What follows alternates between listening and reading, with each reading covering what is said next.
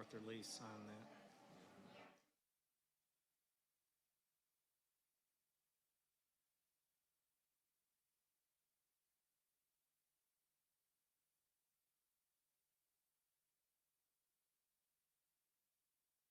We'll start in just a minute. Can everybody hear me? Okay. Hey, Ashley, I still love you.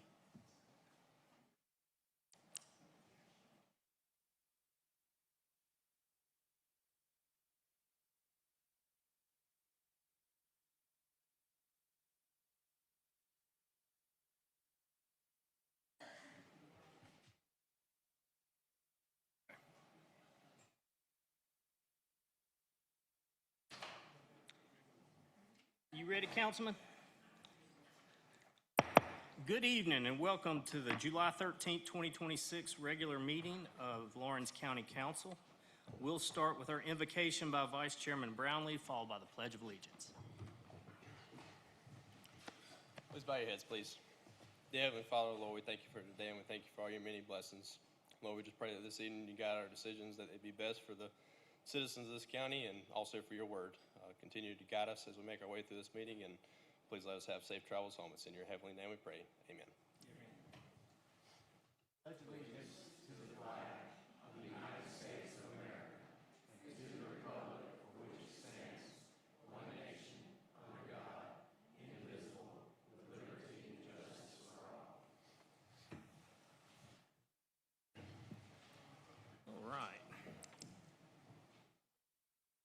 Our first item this evening will be approval of our agenda for July 13th, 2026. We have a motion and a second. Is there any discussion, any corrections, changes that need to be made? I will say that under reports to council, there was no item for committee report for the Committee on Criminal Justice and Public Safety, but we did have a meeting, so we will have an update listed as C under reports to council. All those in favor of approving with that addition, please raise your right hand. 7-0. Excellent.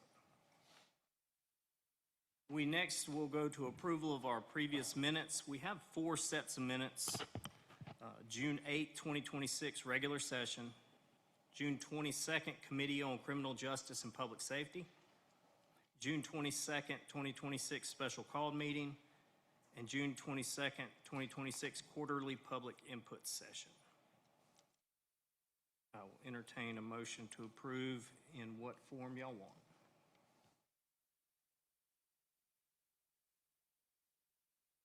Just anybody. Motion to approve the minutes as presented. Any discussion? All those in favor of approving those minutes, please raise your right hand.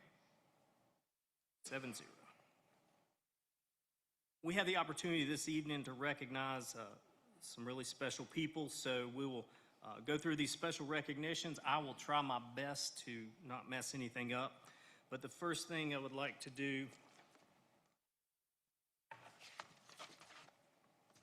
is read to you a resolution. That's resolution 2026-12 to proclaim June 26th of each year in Laurens County as Timberwolves Gold Medal Day. On behalf of the County of Laurens, South Carolina, it is with deep pride that we, the Laurens County Council, do hereby proclaim with extreme honor the 26th day of June each year, Timberwolves Gold Medal Day. Whereas the Timberwolves Unified basketball team was established in 2025 to provide opportunities for athletes and unified partners to compete, grow, and exemplify the values of teamwork, inclusion, perseverance, and sportsmanship. And whereas under the outstanding leadership of coaches Lou Blakely and Kayla Taylor, the team has demonstrated unwavering dedication, determination, and excellence, both on and off the court. And whereas the Timberwolves team members include Sean Guthrie, Franchini Chalmers-Dawn, Maurice Johnson, Jeffrey Inslee, and Herman Beckford, whose commitment and athletic accomplishments have inspired the Laurens County community. And whereas the team's unified partners, Pavlis Boyd, Timothy Williams, Braylon McMorris, and Raheem Cheeks have exemplified the true spirit of inclusion by competing alongside their teammates and fostering unity through sport. And whereas the Timberwolves earned qualifying scores during the 2025 River Bluff High School tournament, securing the honor of representing the state of South Carolina at the 2026 Special Olympics USA Games held June 20th through 26, 2026 in Minnesota. And whereas while preparing to compete on the national stage, the team captured the 2026 South Carolina Special Olympics State Games gold medal, demonstrating exceptional talent, perseverance, and teamwork. And whereas competing against the nation's best unified basketball teams at the 2026 Special Olympics USA Games, the Timberwolves proudly represented the state of South Carolina and earned the gold medal in 5-on-5 unified basketball, bringing national recognition to Lawrence County through their outstanding achievement. And whereas the accomplishments of the Timberwolves have brought great pride and distinction to Lawrence County and serve as a shining example of determination, inclusion, teamwork, and the limitless potential of every athlete. Now therefore be it resolved that the Lawrence County Council hereby proclaims June 26th of each year as Timberwolves Gold Medal Day in Lawrence County in recognition of the team's remarkable achievements, their representation of not only the state of South Carolina, but the county of Lawrence at the 2026 Special Olympics USA Game, their gold medal in 5-on-5 unified basketball, and their lasting impact on the citizens of Lawrence County. So we have a beautiful plaque for them, and we also have recognition. Councilman Brownlee is going to step down, and we have recognition for each one of those that participated in the unified basketball for Lawrence County. So if you're here and Mr. Brownlee calls your name, please come down, and then we would like to have anybody representing here tonight come up and we'll have a picture. All right, Jeffrey Inslee, could you please come up when you Oh, Matthew, hold on one second. Okay. We'll go ahead and get a motion to approve this resolution 2026-12. Is there a motion to approve? Motion to approve. Second. All those in favor? Arthur Lee, you in favor? Yes. 7-0. Awesome. Thank you, Matthew. I apologize.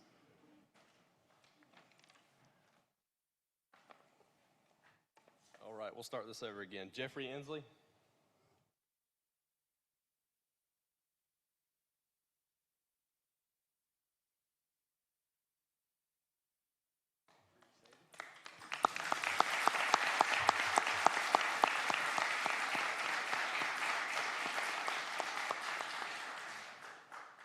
Maurice Johnson.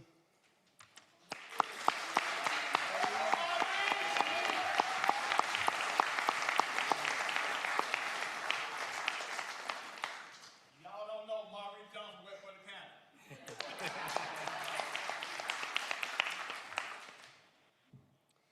Francini Chalmers Dawn.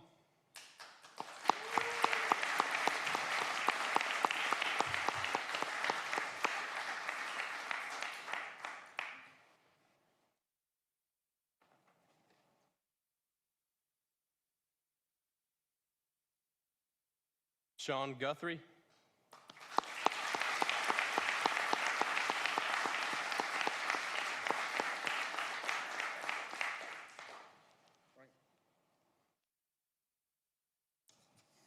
And Herman Beckford.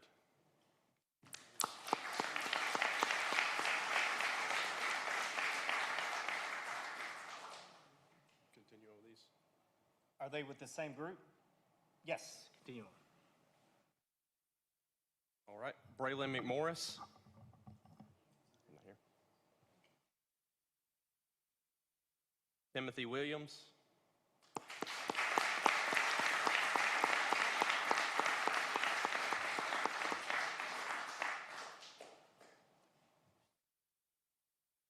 Coach Kayla Taylor.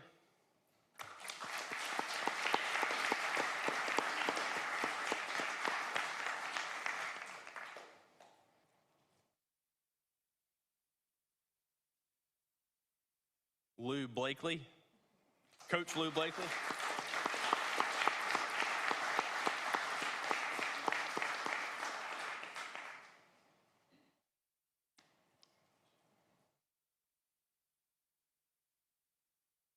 Tavalis Boyd.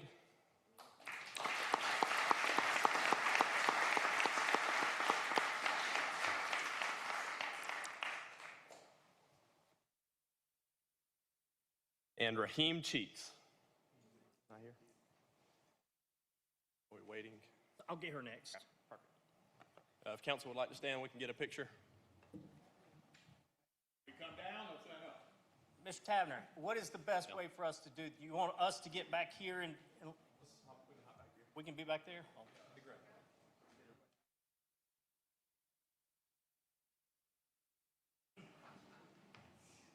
Congratulations, y'all.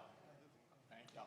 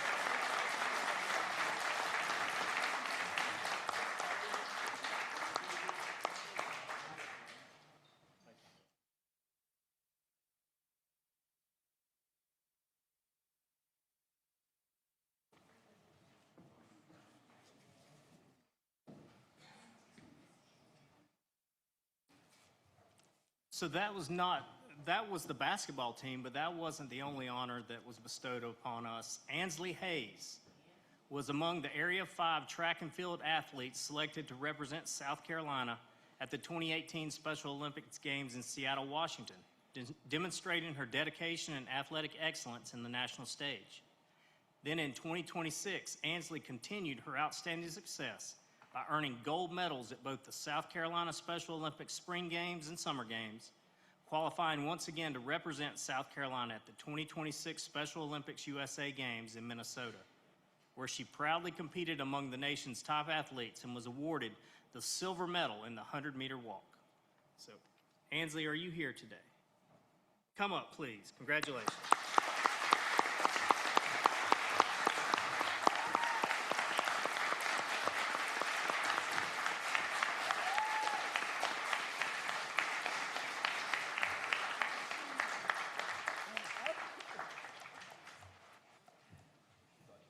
Yeah, we want to be up there.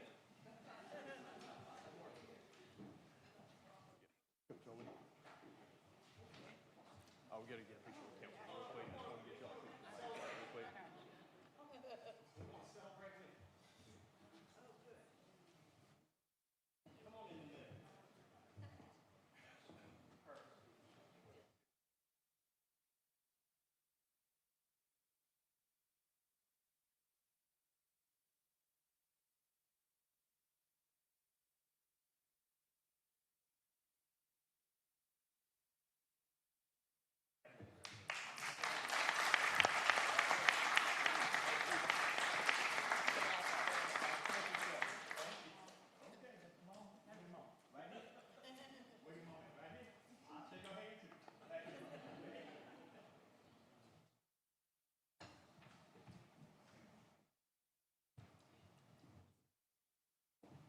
I mean, how often do you win Olympic gold and silver medals? That's amazing.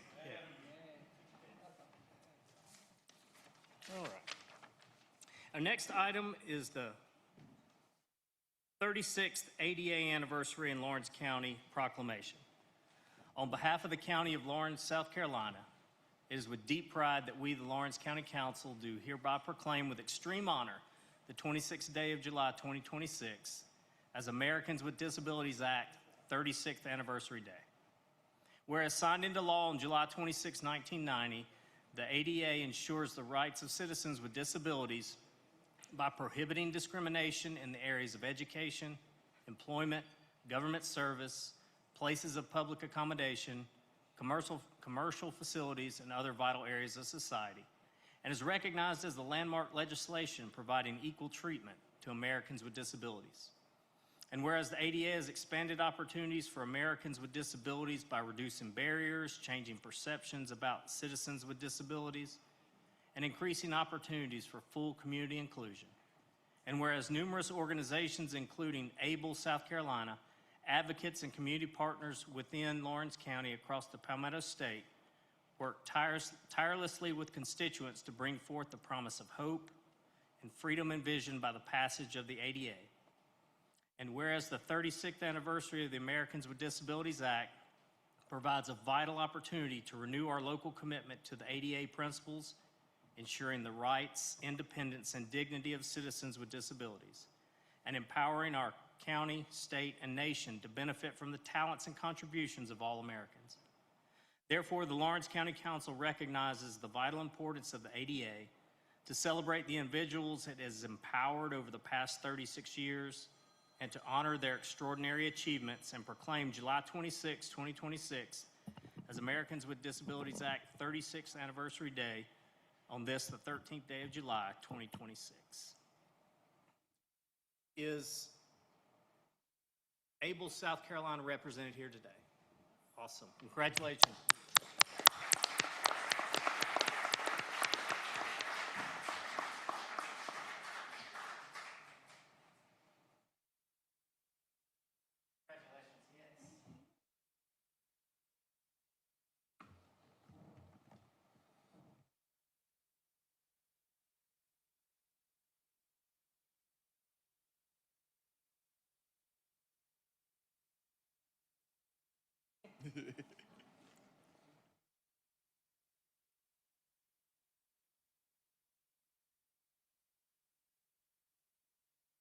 Getting our steps in tonight. All right, we are at the time where we have our public comment. I will start with Ms. Nancy Garrison. Agenda item, data center. Just make sure it's turned on, Nancy. It'll be green if it's good. Okay. Good evening, Council. Thank you for the opportunity to be before you. You know, this is something that I have been concerned about. It was one of the questions, or why I was questioning when we had the properties going into the industrial park, because my thought or fear was that's what this could possibly be. It could be data centers. So, you know, I saw that Matthew's sponsoring this. Thank you, Matthew, for bringing it forward. As we know, data centers are not traditional manufacturing facilities. They require enormous amounts of electricity, significant water sources, specializing cooling system, wastewater management, backup power generators, and major infrastructure improvements. Yet today, Lawrence County has no ordinance specifically addressing this unique facilities or the issues they present. Over the past several years, Lawrence County has experienced rapid growth. We've also seen situations where our regulations have struggled to keep pace with the new forms of development. Too often, important questions are asked after projects are already moving through the approval process. This council now has the opportunity to reverse that pattern by putting clear rules in place before decisions are made.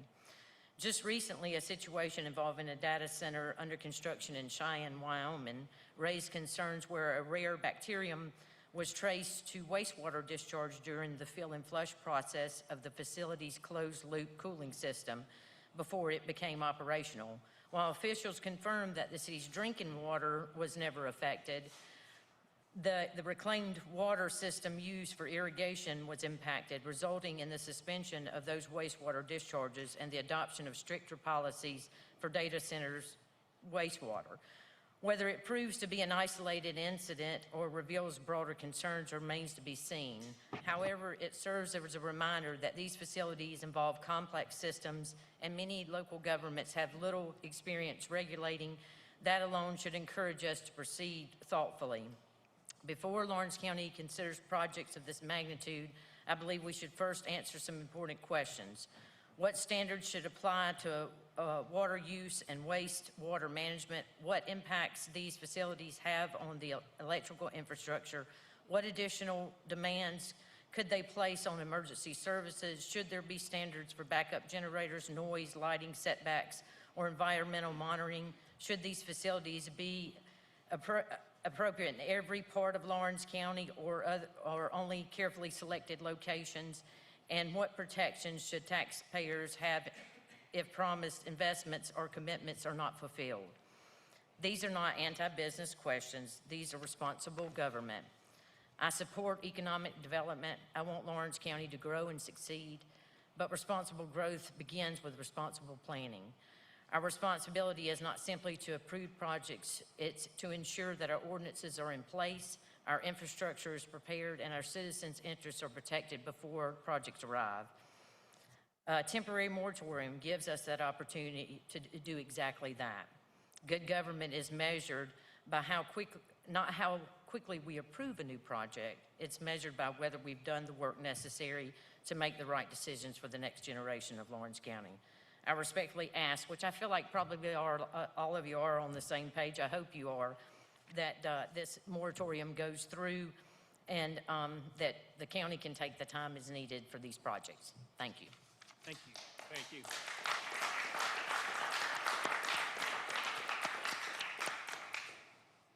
Caitlin Babb.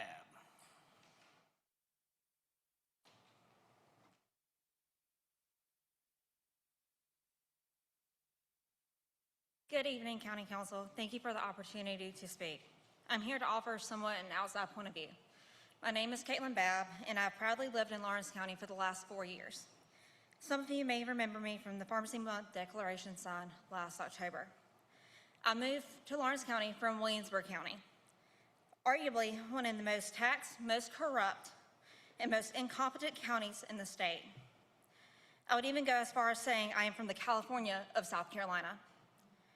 Seeing my family go through struggles down there recently has led me to speak today. Due to the lack of preventative actions, it has led to a 12,000-acre solar farm to be put across the county, 4,300 acres, 50 feet from my grandparents' house, whose runoff will go directly into the Black River, their only water source in the county. So you may ask me, how does something in the Lowcountry, specifically solar farms, have to deal with data centers? The answer is simple: the lack of preemptive action and shady acts behind the constituents of this county. At the last county council meeting, the citizens of Lawrence County made it clear we do not want a data center in this county. We do not want increased taxes nor excessive developments without newer infrastructure to support it. Two of which some of you have completely ignored your constituents' voices. We want impact fees. We want a memorandum passed on data centers to prevent them from coming to this county. Data centers have been known to pollute our water supply, deplete electricity, devalue our county, deter natural resources and wildlife, and deplete property values. With the tax increase that y'all passed last time around, the last thing that the citizens of this county needs is to be concerned about an increase in bills. I left Williamsburg County for a reason. That was because of high taxes, high crime, corrupt politicians. And I'll be darned if this county starts to look like Williamsburg County. Thank you, County Councilman Brownlee, for listening to your constituents and discussing the issue of data centers by bringing forth this moratorium. Once again, I appreciate the opportunity to speak today. Thank you.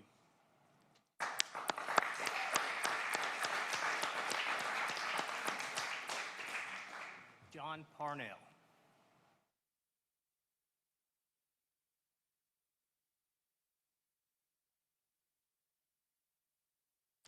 And I too want to thank the council for having an opportunity to speak my viewpoint on this moratorium.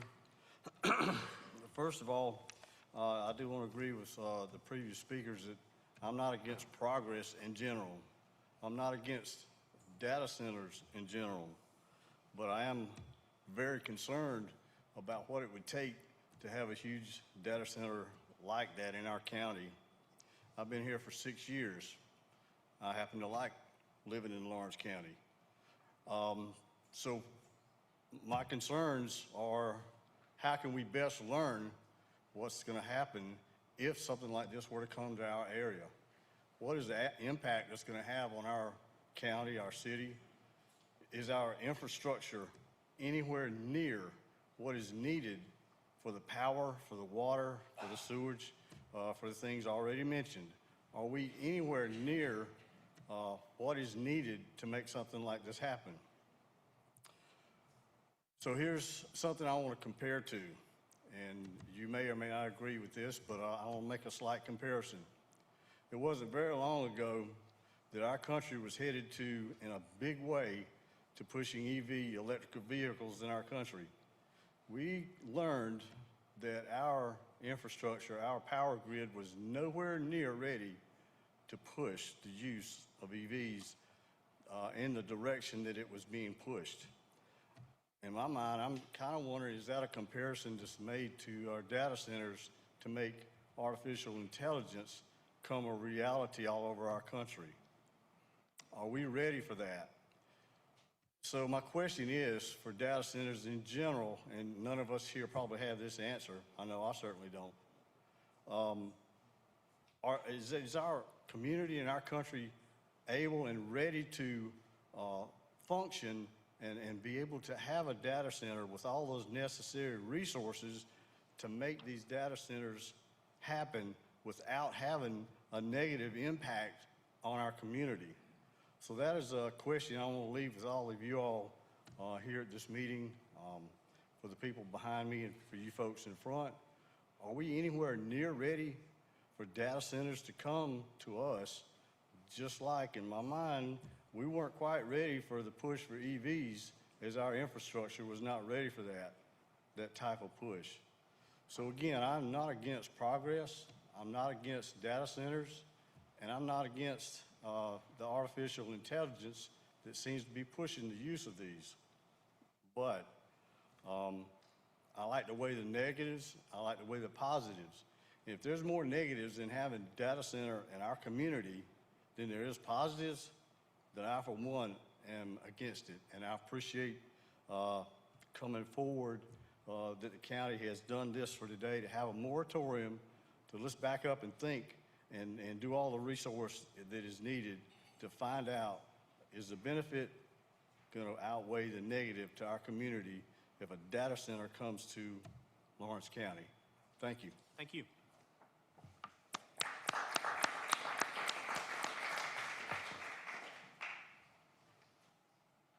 Angel Bible and Alan Lawson, are we going to wait to discuss that a little later? Okay. Veronica Cordoville.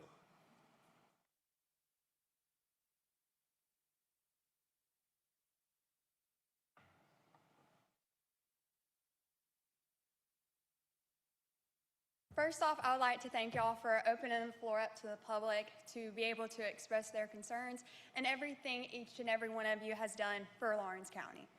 First off, I am speaking on behalf of Lawrence County on the Animal Welfare Proclamation that was discussed at the last county council meeting.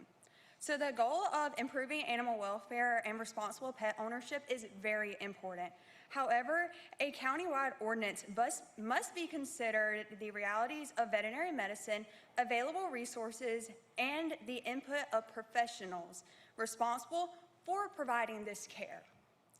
Veterinary professionals have raised concerns regarding the requirements of animals being spayed or neutered within a 30-day time frame. Most veterinary hospitals require an animal to be an established patient of theirs. This includes having a wellness exam done to be able to assess and review the overall medical history of the animal, overall health, and determine if the animal is safe to undergo anesthesia. These steps are not unnecessarily delays. They are important safeguards of the animal's well-being. The challenge is whether or not Lawrence County currently has enough veterinary capacity to meet this timeline. Clinics must be able to balance routine appointments, emergencies, sick animal visits, and existing surgical schedules.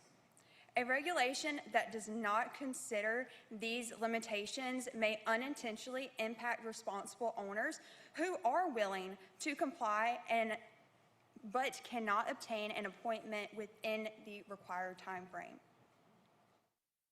There's also concern that a penalty-based approach could discourage owners from actually seeking help. If individuals cannot afford required services or fear fines, animals may be abandoned, hidden, or surrendered rather than receiving the care that they actually need.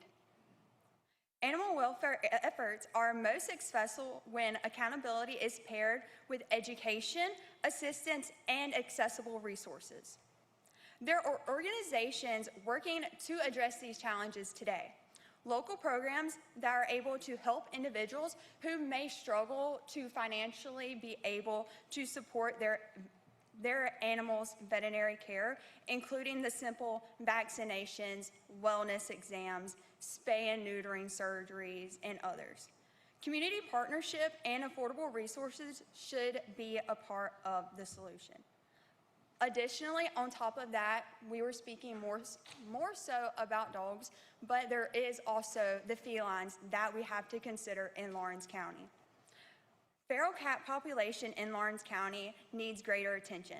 While discussions have often been towards the dogs and the breeders, community cats are a significant animal welfare as well as public health concern. Trap and neuter return programs have already made an impact, but they need additional funding and support in Lawrence County. Through programs offered by Speak for Animals, just this year, from January 1st to now, there have been over 350 kittens prevented from being born in this county. Imagine the rest of the year and previous year numbers. And this is all done through one veterinary clinic. This is not including the others in Lawrence County. Some may or may not actually do this program. The question tonight should not only be, how do we enforce this compliance in Lawrence County, but how do we make this compliance achievable for those who may not be fully financially capable? Effective animal welfare policies require collaboration between county leadership, animal control, especially veterinary professionals who ultimately are the ones who are going to have to perform these spay and neuter surgeries, and rescue organizations, as well as us community members, creating solutions that protect animals while supporting the people who care for them. I want to once again thank each and every one of you for being here tonight and allowing the community to speak, and hopefully furthering discussion with veterinary professionals to be able to hear their side of the story. Thank you. Thank you.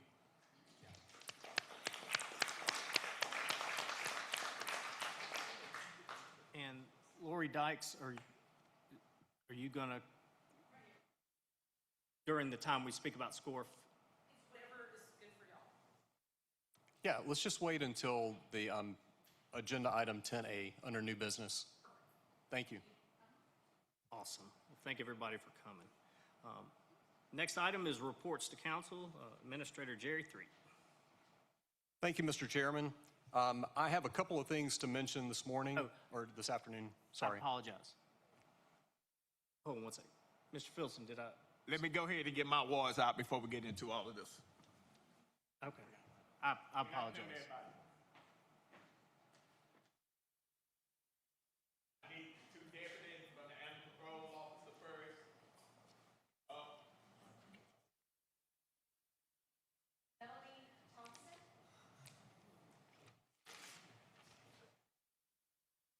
Debbie McKenzie.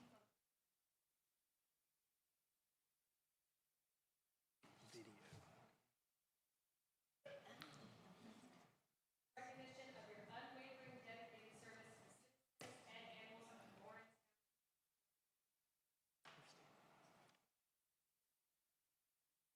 Okay, y'all, listen. All I got to say is this. Took me a long time. I used to be a little officer myself.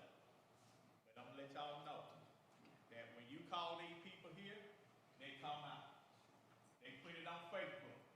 They gonna ask you, you got a picture of your animal. That's the first thing they ask.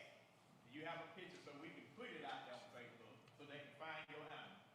And I just wanna make sure I recognize y'all. Oh, you change your name? Okay, all right. Name on that on back. But I'm gonna stand in the middle, y'all. I'll see. Thank y'all for what y'all do for a long time.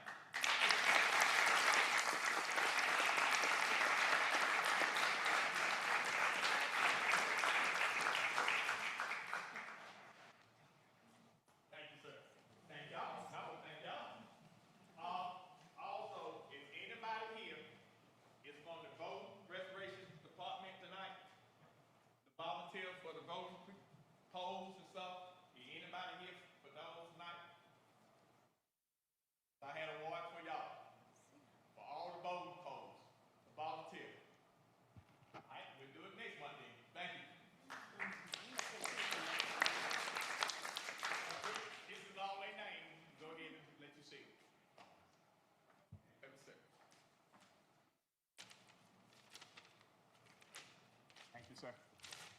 Yes, sir.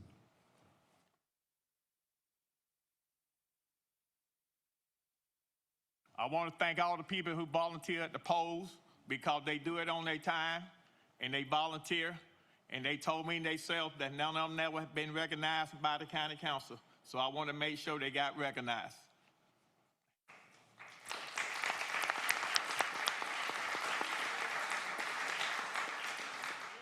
It is no small thing that our voter registration department is amazing, and the poll workers who did participate and do that did a great job, and so they deserve every bit of recognition, so thank you. Now we go to you, sir. Thank you, sir. So the first thing I want to say is to give a little special recognition for the promotion of Sherry Edge from interim Human Resources Director to Human Resources Director, effective July 1st. And Sherry, would you stand real quick? Congratulations, ma'am. Sherry has served as the interim since Robin Intrican retired last year. And so I'm pleased to promote her to that position. She's worked very hard for that. As we mentioned earlier, in new business under 10A, we're going to have a council discussion and an update for the appropriations of SCORE funding. During that time, we will have Brandy Singleton from PlaySafe, who is our partner with that, followed by Alan Lawson and Angel Bible with the South Carolina Empowerment Center, and then Dr. Lori Dickus from Clemson University and SEEDS will also make a few comments about SCORE funding. And we do have Will Walls here from Love Bailey, and he was going to be presenting our fiscal year 25 audit. That is the audit that ended in 6/30/2025. So it's really not the year that just ended, it's the fiscal year that ended in 2025. And I'll call Will right now to the podium to give that presentation.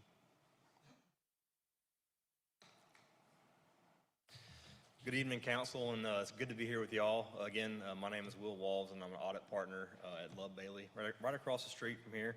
I've been working with the county now for 3 years and really enjoy working with the staff each year. They're very easy to work with and provide us everything we ask whenever we need it. But before we dive into the actual results of the audit, I always kind of like to explain what an audit is in layman's terms, just so everyone understands. And the easiest way I can think about it is, I'm sure some of y'all all go for your annual physical at your doctor's office.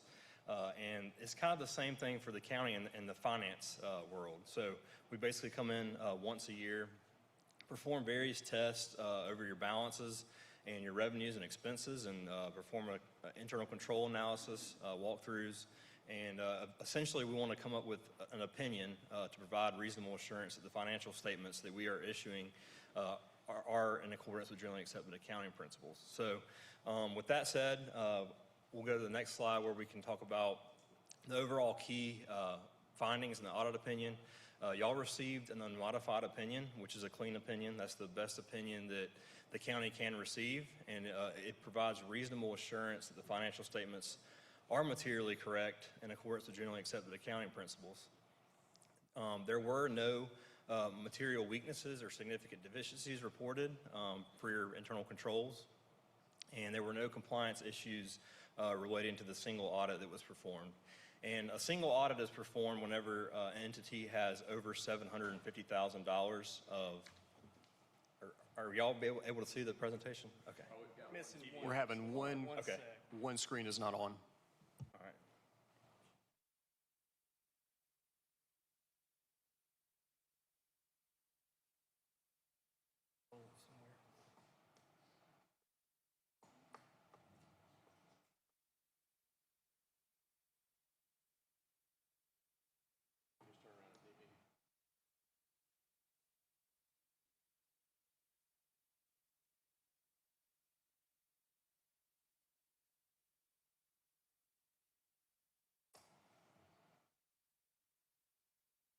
Pesky data centers got us again.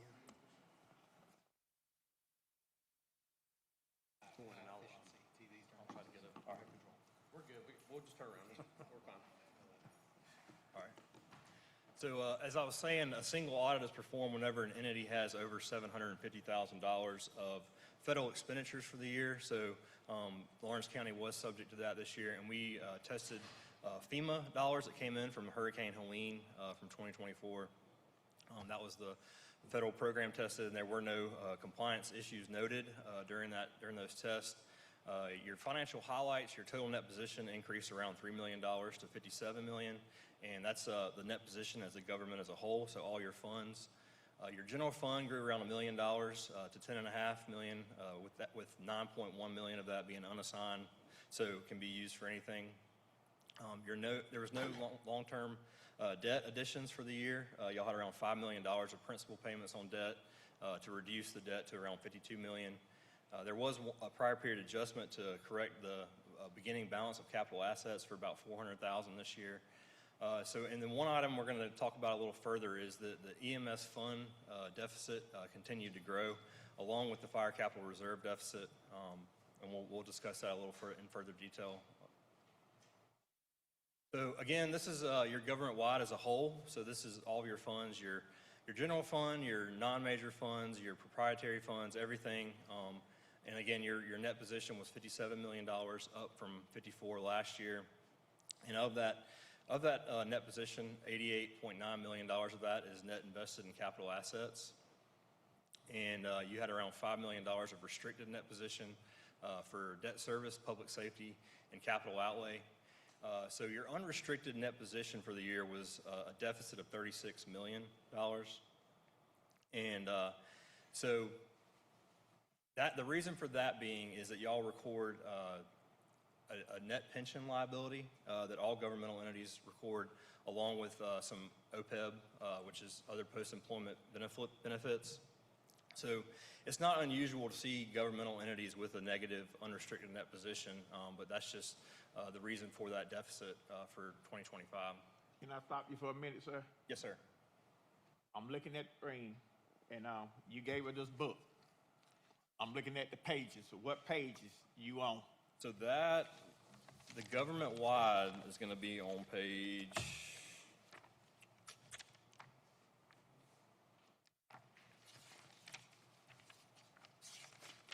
Those balances are going to be on page 13. Thank you, sir. Yes, sir.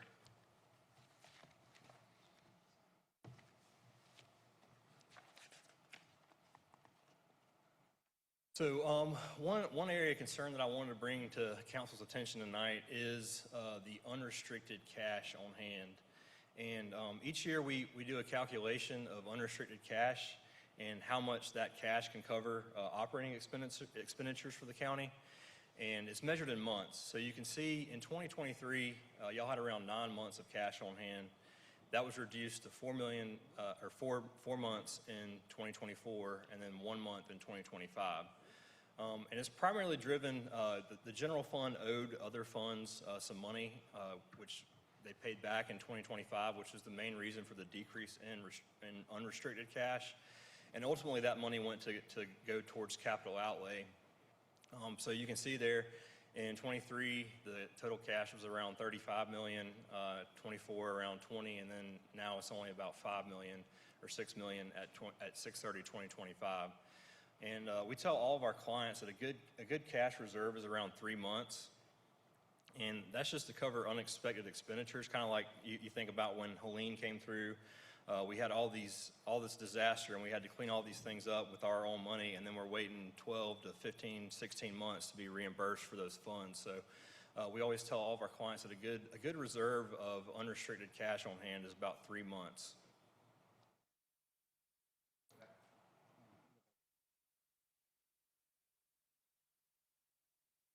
Showing 5.8 million, but 2 slides ago you were showing 10.5.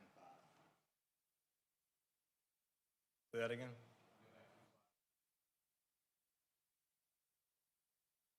The 10.5 was the fund balance as a whole. So that's all your assets less your liabilities. And that's just for the general fund. Go back to that the next one again. Write something down. That's right, in the general fund. No. The cash in the general fund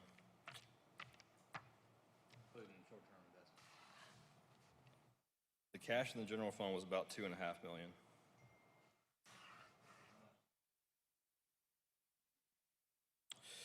So total investments was 7.9 million, but a portion of that is not current, so you can't really include that as unrestricted cash on hand because its maturity date is greater than a year.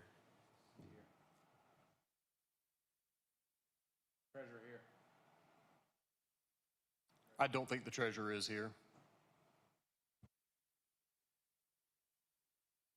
Let me ask you about the MES fund. You said that it threw 3.3 million, and the fire capital reserve is default at 2062. I'm sorry, say that again? I'm looking at the bottom one. Yes, the EMS fund, that's a separate fund from your general fund. Okay.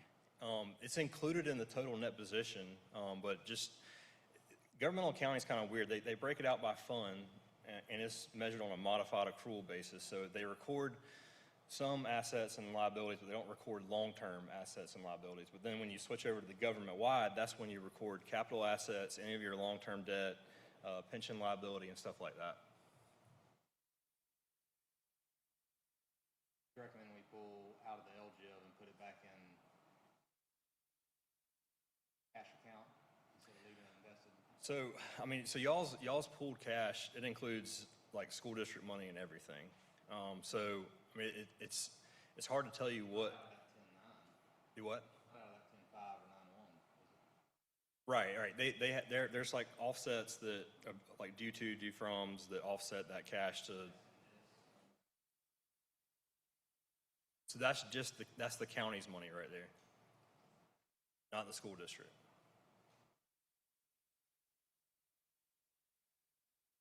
Balance is 5.8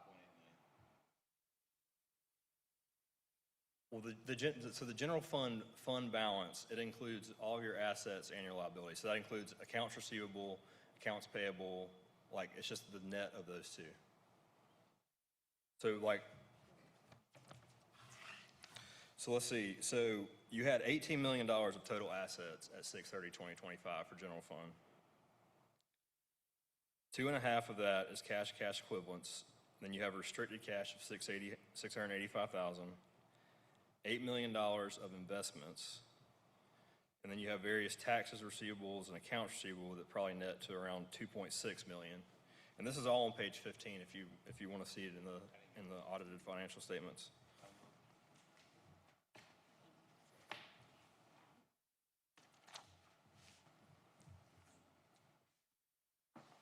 That might help. Thank you. Yes, sir. I'm going by the book. Just tell me what page to go to. Yes, sir. It's page 15. I'm on 15 now.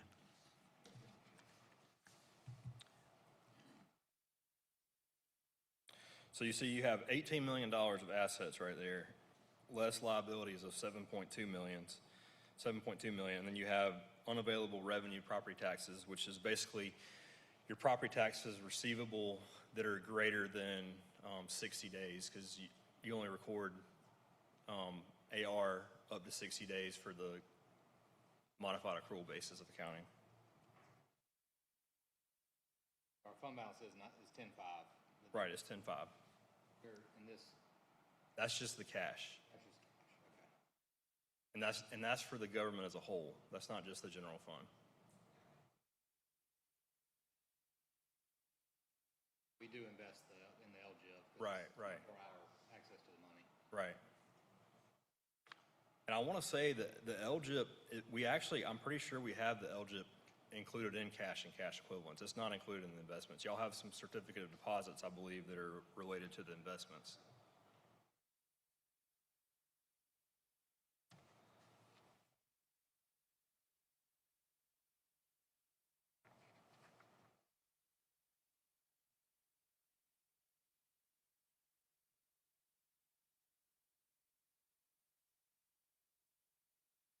We good? So another thing I was going to point out was your non-capital related funds basically operate at a deficit for 2025. You can see the general fund is operating well. It's $640,000 surplus, but your fire capital reserve if you added back in the capital outlay, it had a negative deficit as well. But your EMS is really what's draining the funds there. It had a deficit of $1.8 million this year, and that's what really brought that whole operations as a whole down to the $1.5 million of operational revenues and expenses. Some things that I guess to consider is just your millage rates for those funds, making sure that those are right, and really just trying to cut costs where you can in those funds so that they can operate on their own without draining funds from or money from other funds. Let me ask you this. In MES, were you saying that they took money from the general operation fund to make up? Right. I mean, but right now it's got a fund deficit of if you go back to, let's see, was it page 15? I'm on 15.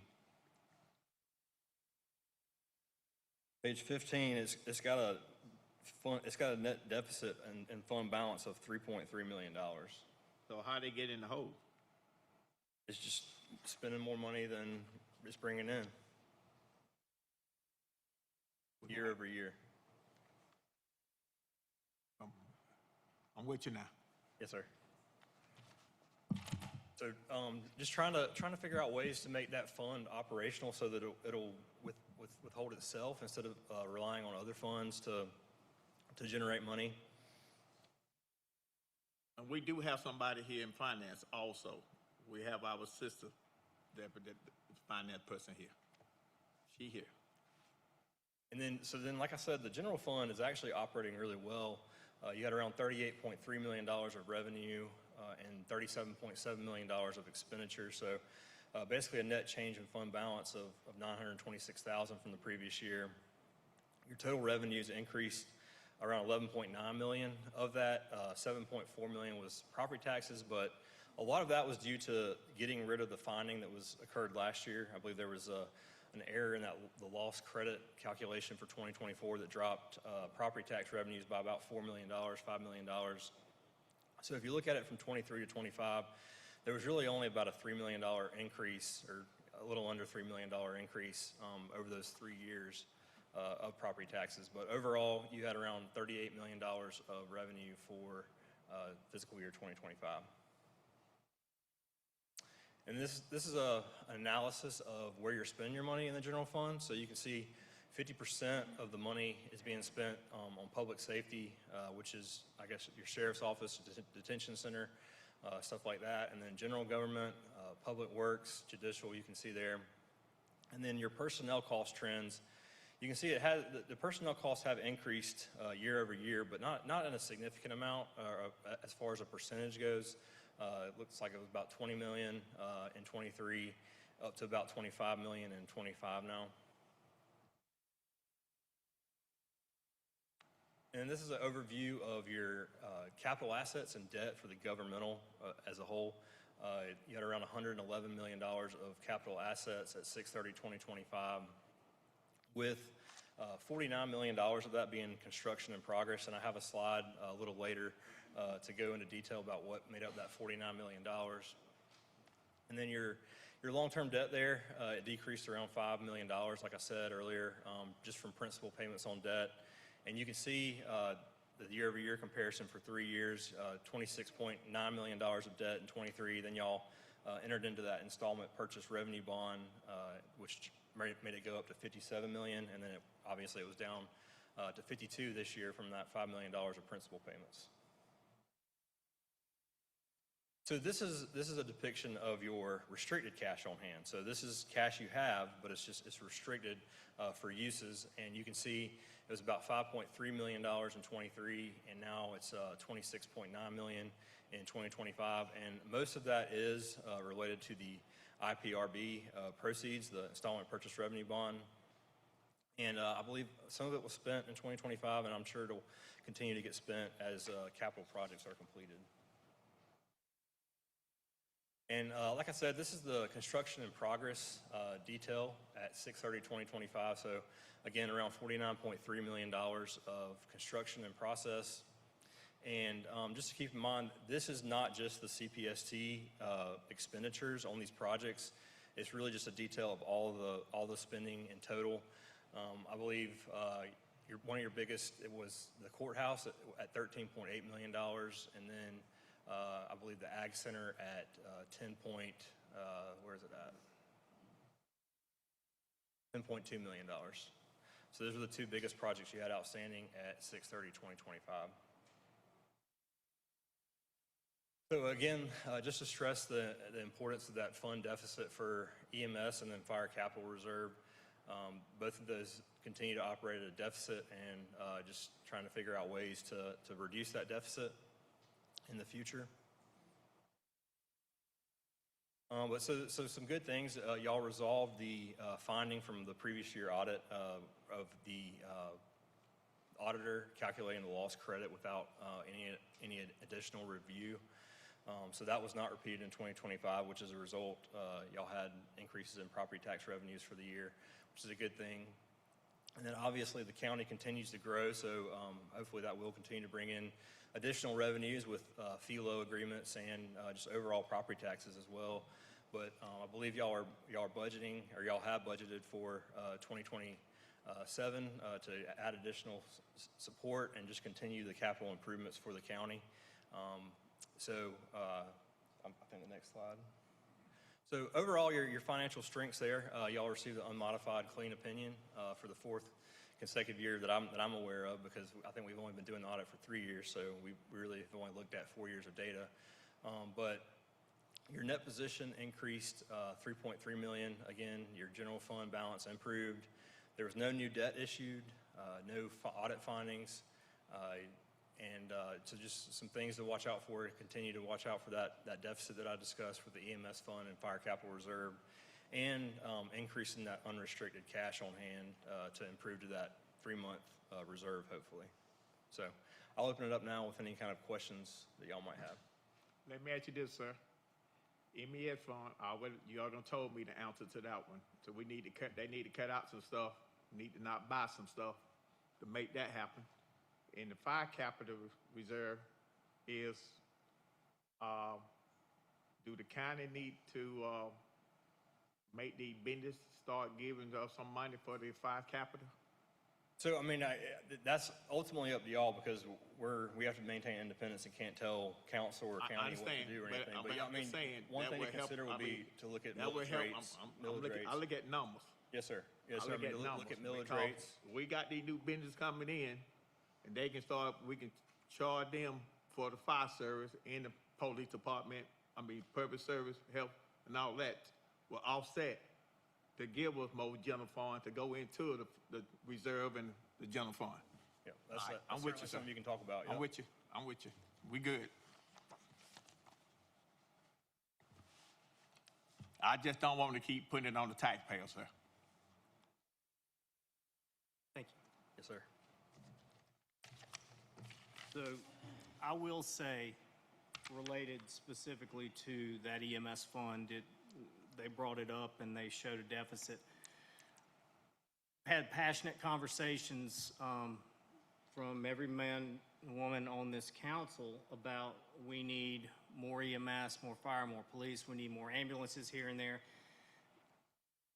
This is a pure expense business. The only way that EMS makes money is if you increase the fee for service, what costs the customer to use it, or you cut services, or you get the government to start increasing more of what they reimburse us. And so it's a nightmare to try and navigate an EMS system where you need it to be and have it break even. Not to make money, but to even break even.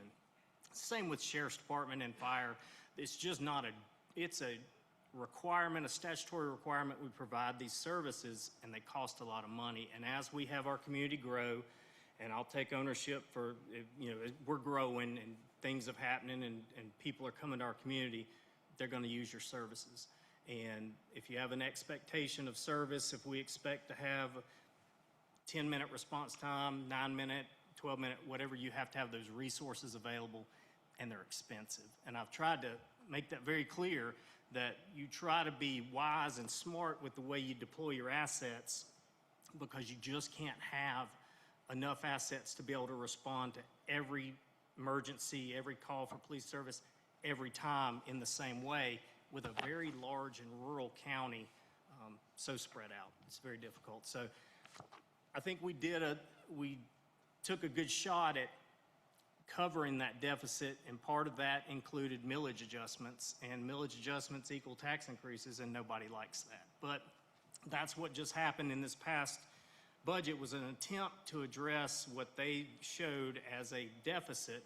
We know it's a deficit. We're going to pay it whether we hide from it and don't increase taxes. It costs the EMS fund X dollars. We have to make it up with general fund. So you're going to pay for it either way. It makes more sense to me to be transparent up front and say, this is the cost and this is how we're paying for it. So I'll just share that as far as it goes to the EMS fund. And the other things, you'll see we've made some good strides on getting cash on hand back up, to getting things righted. We have a tremendous amount of capital expense that is being taken care of, that's being invested in our community. We're sitting in one of those things today. I'm very proud of it. And so we're doing the things that need to be done. It'll be a whole different, I mean, we're almost time for you to look at us again. That was 2025. 2026 is done. So you'll show us something in the next, 5 months or so that finishes 2026. So you'll be able to very quickly see the difference of what happened and where we are today. So thank you for that. All right, Mr. Threet, where were we? So I have just a couple of things to speak on that. We are working with the treasurer to set a cash reserve target, and then we're monitoring monthly cash position versus that target. And we are monitoring an increased approval structure on unbudgeted spending. So we are working towards, getting a better cash position. And I have one last item. I'm going to turn it over to the county attorney to give an update on our public information officer.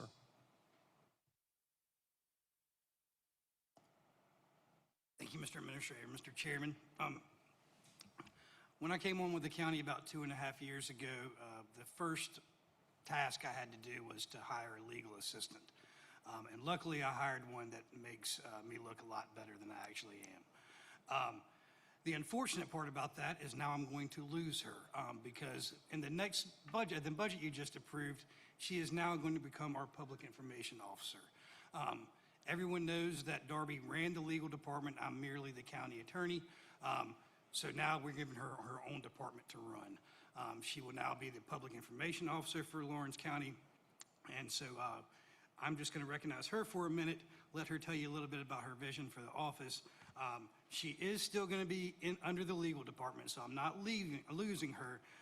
She's just going to take on some more responsibilities and run her own department because she's earned that. She's done a wonderful job for me. I'm going to miss having her at my complete disposal, but I'm going to enjoy having her next door in her new role. So with that, I'm going to turn it over to our new public information officer so she can tell you a little bit about our vision for the office. Thank you, Wes. Thank you for the kind words. First and foremost, I just want to say thank you, Council, for graciously allowing me the opportunity to step into this role. I'm very excited. About 2 years ago, we realized that this was a hole that definitely needed to be, fulfilled. We needed to fill this position. There was a desperate need amongst the citizens, wanting to hear more from the county.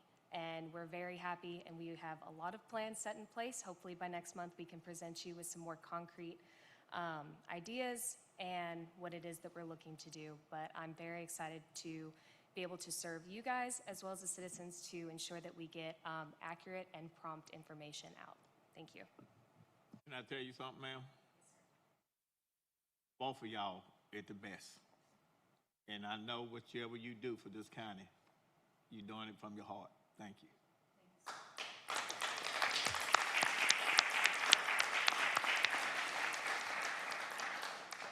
That concludes my reports. Thank you very much. So the next item that we added was C, and that would be Matthew Brownlee as chair of the Criminal Justice and Public Safety Committee had a committee meeting, so he'll give us a report. Thank you, Mr. Chairman. This committee meeting was held right before our last council meeting that we had the public input session.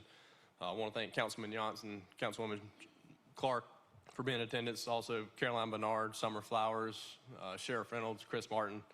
Probably shouldn't have started naming names because I know there were a lot of other people from animal control in that room, but just appreciate all y'all's help on this so far to get this across the finish line. Biggest thing that we talked about was the fees portion, so those were added in for the failure to comply, and that started at $100 and can go up to $500.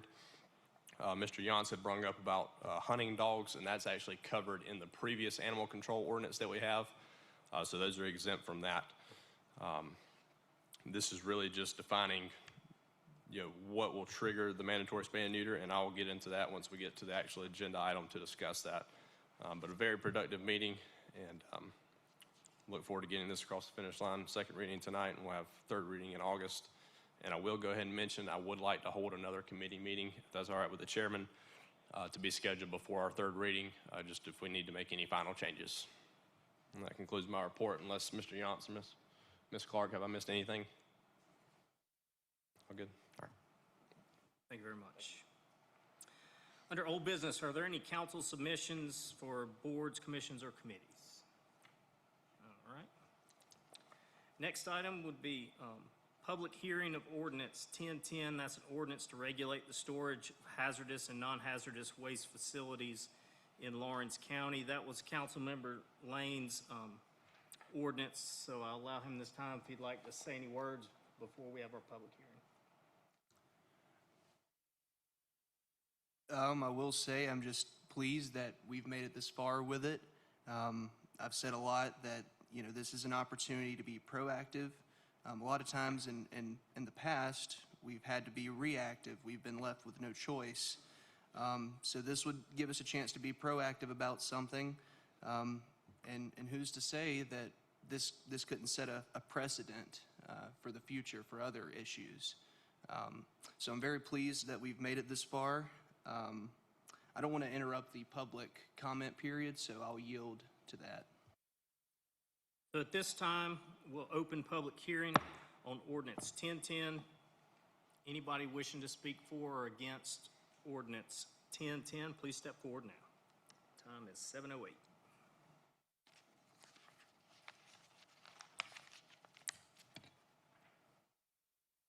Council, my name is Rick Shealy. I'd like to speak in favor of this ordinance. I just want to commend council, especially Councilman Lane, for this proposal. It's a very powerful ordinance, I think, that is going to really help the county in the future. It's going to protect the county from any unwanted waste facility coming into the county. And it's going to give you the option of deciding the type, the size, and the location of any waste facility. So it's really going to help the county protect us from any kind of future unwanted waste facility coming in the county. Thank you very much. Thank you. Thank you, sir. And congratulate you also, sir.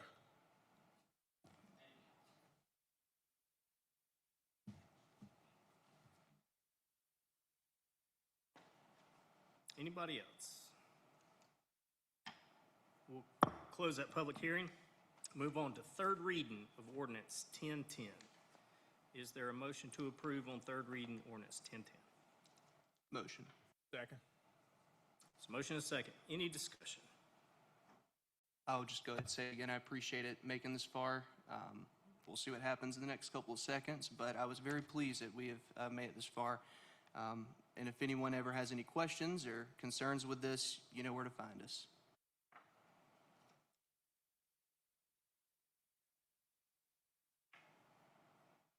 Good. Well, I'll call the question. All those in favor of approving on third reading ordinance 1010, please raise your right hand. 7-0. Congratulations, Councilman Lane and Lawrence County. Yeah. Next item will be second reading of ordinance 1011. That's an ordinance to amend our Lawrence County Ordinance 935 regarding pet ownership and targeted spay-neuter provisions and other matters thereto. Councilman Brownlee, this is yours. You want to speak before? Thank you, Mr. Chairman. I'll give a quick overview. I'll also, if they would like, I'll turn over the table to anyone from Animal Control if they'd like to come up and speak as well. This ordinance backs up an animal control ordinance that we already have in place, but what this would be is a mandatory spay and neuter ordinance. What would triggering conditions for that could be a dog found running at large and the owner has received 2 or more violations within a 12-month period, or whether the dog has been declared a nuisance or a dangerous animal pursuant to the ordinance, female dogs in heat roaming at large, or the owner found to be engaged in breeding practices without a valid breeder's permit. These breeder's permits will be free through the county, and that would be through the sheriff's office. And that would also include any registered breeder in violation of that ordinance with 2 or more violations within a 12-month period. And for that period, I know we had some public comment on the timeline, which we could definitely work on if needed. But as it is right now, that once that mandatory spay or neuter order is written, that owner would have 30 days to have that dog spayed or neutered with a veterinarian. It also provides, a medical exemption if that animal cannot be spayed or neutered, and also includes an appeals process as well. I know Caroline and Summer, I know they've worked diligently over there at Animal Control. Possibility to offer some low-cost spay or neuter options. Is there anything else, Animal Control, you would like to add? I'll open up the floor. That is a brief overview of it in your packet, but I'd be happy to answer any other questions on it. And like I said in the committee report, if you'll see on the 3rd page, the penalties for the violation, that starts at $100 and can go up to $500.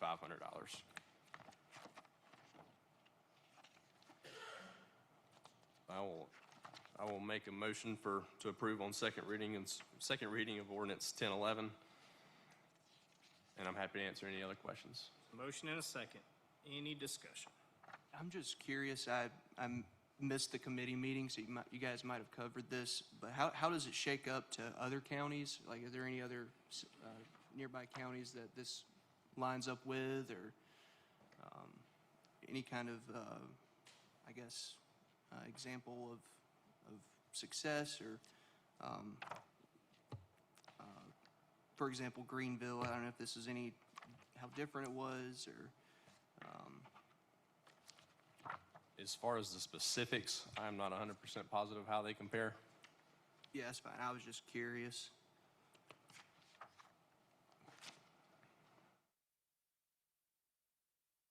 And so far, I like it. I just need to ask one thing. I'm good with this. I just get calls about one thing. Why don't we pick up cats? That's the only thing I get calls about, why we don't get cats. Now, anybody can answer that for me. I just like to know, I don't know. But I don't know other county do it. I just don't know that. I'm just saying, everybody just called me and said that the dogs is good. We got that underhand. But why don't we get cats? Because cats have more kittens than dogs. That's all. Thank you, Sheriff Reynolds. You've heard the expression, there's no room in the house? Yep. There's no room in the house. I know you loaded, sir. Listen, you referred to a few minutes ago that y'all did only do what you had to do, what needed to be done. Well, that's exactly what we're doing here. There's too much recklessness and irresponsibility in this county, and it's drowning good people in good places. This is not picking on anybody. This is just trying to keep a decent, responsible county to take care of these animals and the people. And we're going to take care of these people that don't take care of these animals too. So it's not just trying to put a burden on people. It's trying to help control the out-of-hand stuff that goes on in this county. Whether it's breeders, whether it's just people that could care less whether a dog is or what it's doing. And if y'all had to respond, I'm sure y'all would clearly more understand when they respond every day to people's yards getting torn up and chasing their dogs in the house or biting their dogs. These dogs that are just people just irresponsible. You have to have a tool to help hold these people accountable. You can't just expect them to correct themselves. They don't. Some people don't correct with help. But I want to thank y'all for your attention. And this is not a suggestion. It's something that needs to happen. Just like you all did what you all had to do. And that's what we're trying to do too, what we have to do. So thank you for your time. Thank you, Sheriff.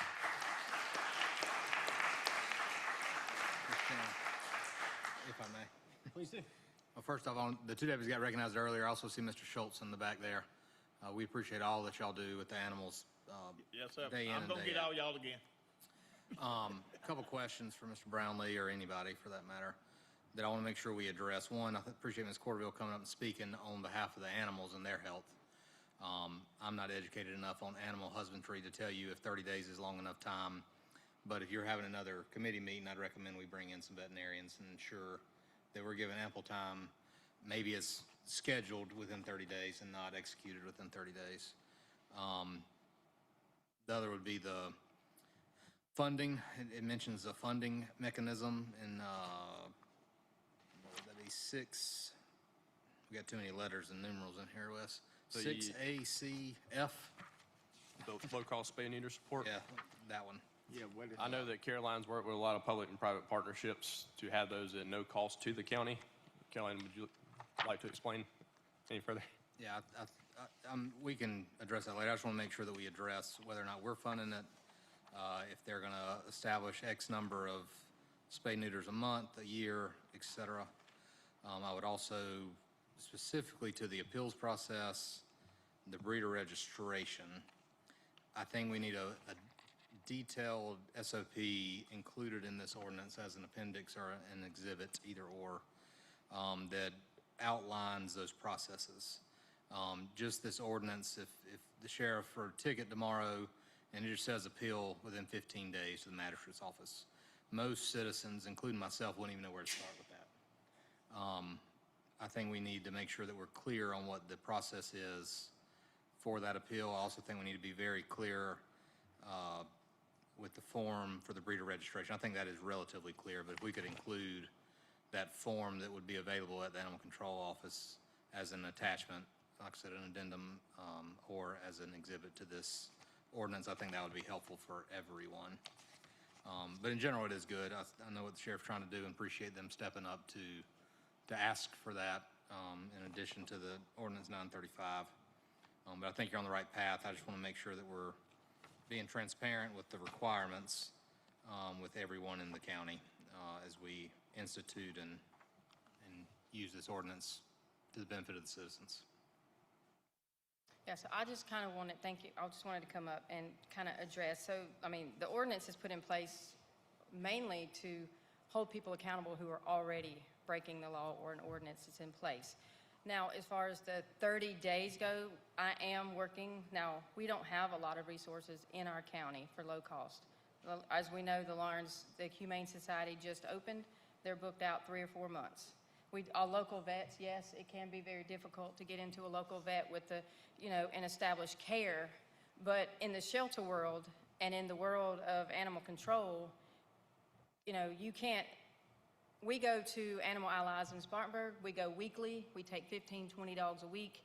That is the kind of care that you're gonna get on this level. It's clinic care. Being able to get into a vet clinic with an established care, blood work, everything else, that you can't get that ideally right in this setting, but we have a way. We will be working with low-cost spay and neuter things, even if it's outside of the county.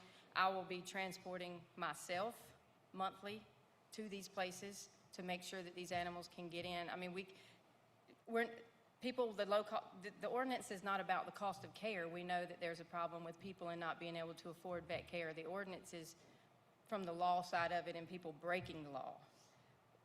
There's definitely place later for low-cost issues and making vet care more affordable, but this is not what this is. And we will work, we just went through a $3,000 grant and did, I forget how many it was, 64 or whatever spays and neuters at no cost for people in this county. And we will continue to do that. And those resources will still be offered to these people with these citations. This is not a punishment, but at some point we have to shift the accountability back to the county. We can't offer everything at a reduced and free to help people who aren't willing to help themselves. So this ordinance is from the law standpoint, but we are educating people and we are helping people in the county every week, and we will continue to do that to make sure it's possible. And obviously there's communication, established care or an established appointment within 30 days if they choose to use a local vet. We're not going to be unreasonable about it. We just want to get the outcome. If they can't reasonably get into a vet within 30 days, there's communication with the animal control officer that issued that citations there. Just like any other ticket or citations, there is leniency when it's required. So, I mean, it's not a targeting thing, and it's to help everybody on all sides. And we will continue to help people and offer those low-cost spays, even, with the assistance of transporting, which is another reason why we, wanted a transport van. Something that was in place a while ago that disappeared that we want to bring back. So we're here to help the people. This is not to punish people. I think some people are getting confused on what we're trying to do, but this is not a punishment. This is to help the entire county and help the people who need the help. I just want to ask you something, ma'am. Yes, sir. And I know the county working on getting you that van that you need. Oh, we're going to get that van. We're going to get it, that's what I'm talking about. And also, how many animals do you have in your compound now? Right now, we have 85. 2 weeks ago, I had 42. I mean, it fluctuates weekly, all the time. I work day and night. We work with a lot of rescues. We don't get many adoptions at the facility. That hopefully will change with our new facility and new grand opening. A lot has changed in a year and a half. People are a lot more positive about animal control, and we just want to keep it going in the right direction. But yeah, I mean, it's 85 today. Yes, ma'am. Listen, y'all. I want all the animal control people come up front. All y'all. Come again. And the one that one didn't come a while ago.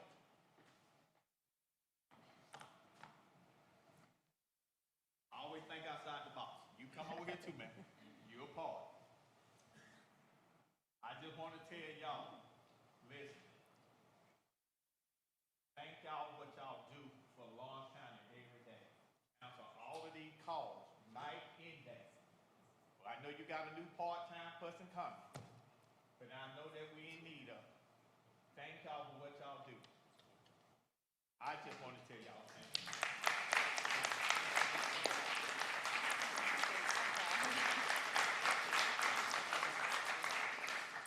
Thank you all. Any more? One more comment, Yes. because I think she expressed some of my concern. I don't think anyone in this room questions the spirit of the law, but as the attorneys in the room will tell you, when the judge shows up, it's the letter of the law that matters. So I just want to make sure that we have the letter of the law reflecting the spirit of the law that we desire to in place. I'll rely on our attorney heavily to make sure we get that accomplished. And I will make sure that animal control, we'll work with them to schedule another committee meeting before our third reading in August, and also let any vets or anyone else in the county, if you're here tonight, if you want to exchange contact information, I'm happy to let you know as well. I will get that scheduled, Mr. Johnson, Ms. Clark, either later this month or early August before our next meeting. Thank y'all for what y'all do on the boat also. Anything else? I think we are ready to vote. All those in favor of approving on second reading ordinance 1011, please raise your right hand. 7-0. Thank you all for that. Under new business item A, this is a discussion and an update related to our SCORF appropriation funding, and I'll turn this over to our Administrator Jerry Threet. Okay, our first presenter tonight is going to be Brandy Singleton with PlaySafe.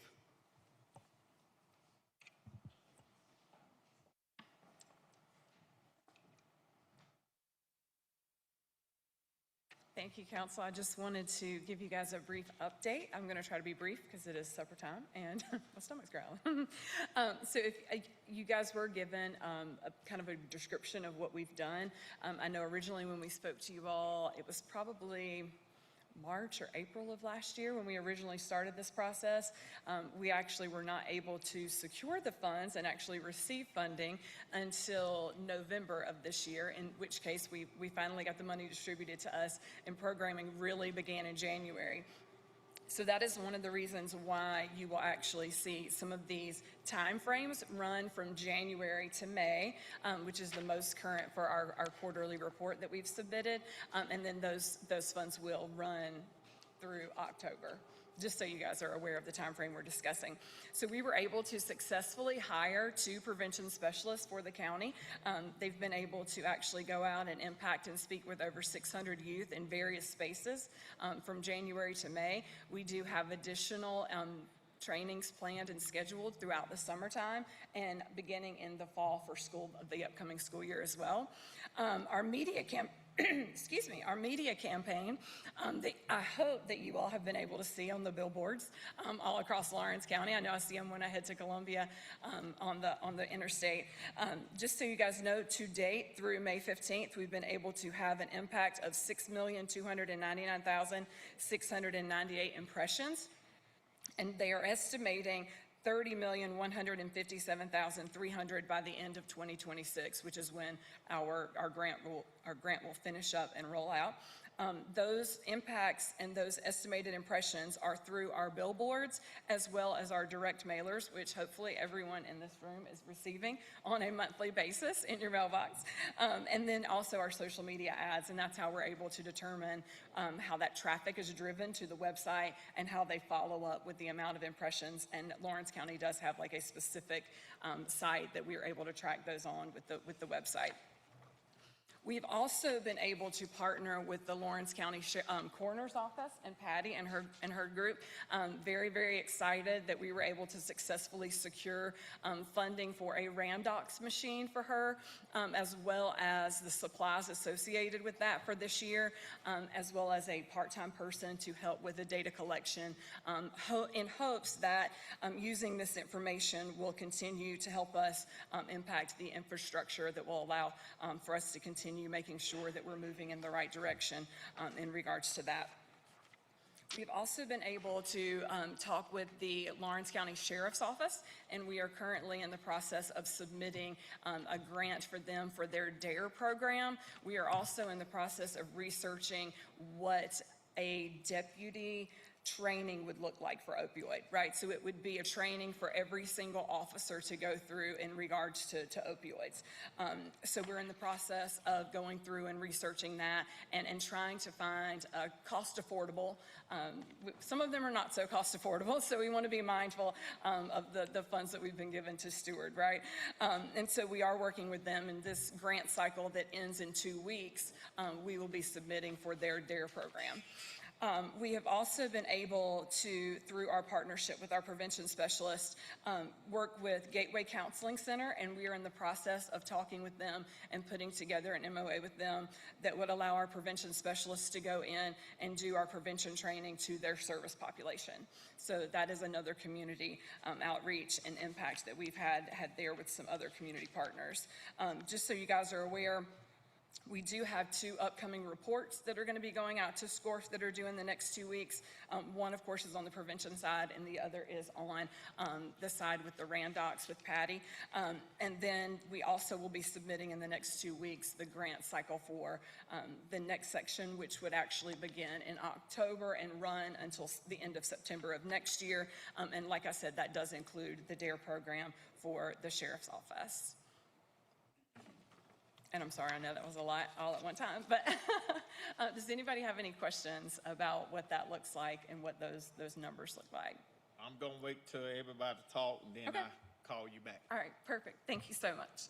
Anybody else? I do want to recognize Mr. Washington. Mr. Oh, yeah, sorry. Washington's I do have a sidekick. fellow council member in Sumter County, and we appreciate him joining tonight. Thank you, Councilman. Appreciate that so much. I am Councilman Carlton Washington. I serve in Sumter County, District 1, which is a rural county. It extends from the Kershaw County line all the way through Sumter to Pinewood, and then begins picking up Manning, which is part of Clarendon County.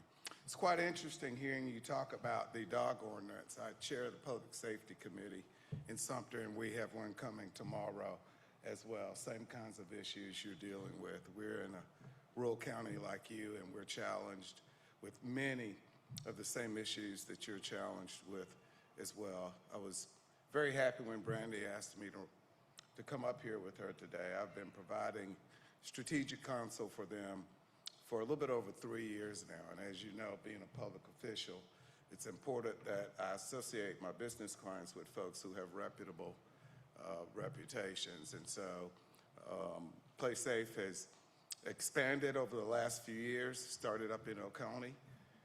We've now branched down to about 10 counties in the upstate. We're also now in the Midlands area, representing Richland County as well, and we'll be expanding to the PD and the Low Country. Not only the opioid piece do they provide, but they provide a number of other pieces as well that are extremely important to young folks in athletics. And at the appropriate time, we are happy to come and share conversation with you about that as well. In closing, I also double as a lobbyist at the State House, which is kind of weird, being a councilman and a lobbyist. So I represent a lot of clients, deal with a lot of issues, and sitting back there, I had fond memories of Senator Jim Bryan, who served this area for many years, a long time ago. Really enjoyed working with him. So thank you for having me. I'm sure I'll be seeing a few of you at NACO in a few days, and probably down at Isle of Palm in a couple of weeks for the county convention. Thank you very much, Bound, for recognizing me. Thank you so much, Mr. Chair. All right, next up we have Alan Lawson and Angel Bible with the South Carolina Empowerment Center. Oh, one second. Yes, ma'am. This is pertaining to the coroner's office. I just want to thank Brandy and Melissa and their team because no cost to the county, they was able to get us $106,000 that helped us with a drug machine that we can test our decedents, and then they might not have to go for an autopsy, which also saves the county money, and that reduces that fee. So I want to thank them so much. Thank you, Patty. Thank you. Sorry, Alan.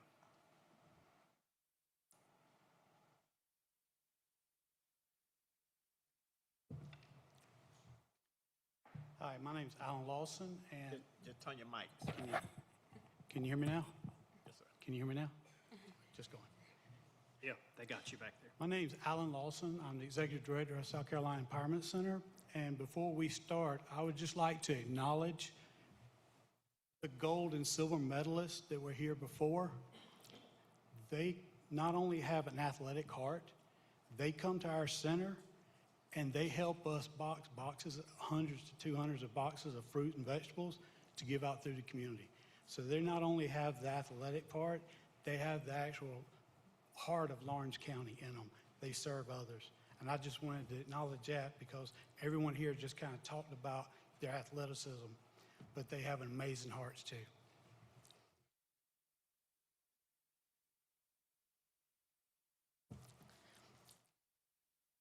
South Carolina Empowerment Center has been doing substance abuse counseling, prevention work, and intervention work, and actually postvention work since 2011. We've been doing it in Lawrence County, and we've been doing it at really no cost. So when people come in, they need the help, the kids need the help, we've been working that into our programs. We're known throughout the state for our intervention, our prevention, and our postvention work.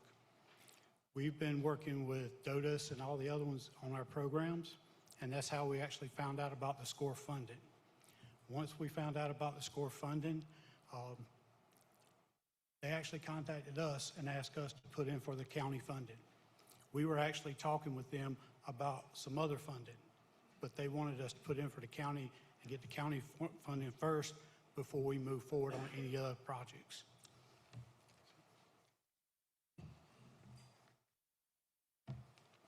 So the programs that we're wanting to apply for SCORE funding is a 5-part program. And so the first part would be a high school job training readiness program, and it would specifically be targeting the at-risk youth who are either at risk for opioid misuse or have already misused opioids, and they would receive job stipends. So it in turn would help them get ready to be able to get to have their first job and prepare them for that. But it's also going to help them have the resources to do other things that may be provided that they need. And during that program, they would get job training. We transport them from the high school to our center to get the job training, and they would also get their stipend, and then they would be provided adolescent counseling and therapy on drug addiction, also free of charge. And the second part would be a middle school prevention program, after school program, where we would transport the youth from middle school to the center to do a prevention program that would help them that are specifically targeted, they're having the behavior risks, that are most likely to go down the road where they're either going to be, they're acting out, they're at risk, they're running away, they're having the behavior problems that lead down that road, or they have been affected by opioids. It could be their parents, it could be their siblings, they could be raised by their grandparents because of opioid addiction, which we find that's very common a lot. And we've actually, for our middle school program, that we are wanting to prototype, there's not a middle school program like this in South Carolina, that when I've talked to the principals already in Lawrence County of the middle schools, I can fill it up 2 or 3 times. Like, there's no problem. They are like, how many can I have? How many spots can I have for those students? Because, like, one of the principals told us this week that if you can help our kids that have the biggest behavior problems or most at risk, you're going to change the whole dynamic of our classrooms. Our teachers are going to be able to more freely teach, our kids are going to be able to learn better, and our students are going to be functioning better when they learn. And so, the third part is actually paying for the adolescent therapy needed. And so they would, when they're getting transported to the center, it's cutting out the transportation they need to get to counseling, which can be an issue.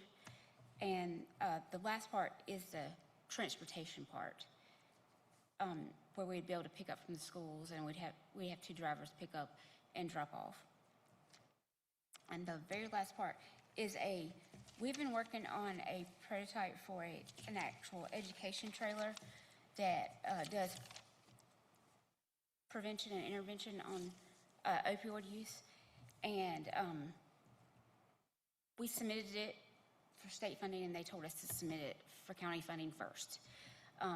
They told us that this week. And that would enable us to be able to take this prevention. It's like an interactive mobile classroom that we can take around to all the schools, local schools, the community events, and it's actually interactive. They go through it as a team. The class could be broken up in teams, and they'll be able to actually learn things interactively. Instead of not just reading, they can actually experience it, and it's like a game they're going through. And so it would be custom built for our county to be able to use that as a prevention and intervention method.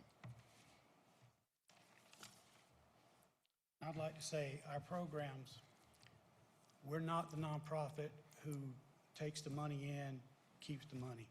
So just to kind of show you where our money's going, when we start running, there's going to be 98 high school students that get paid stipends. That's not our employees getting money, that's people in Lawrence County getting money.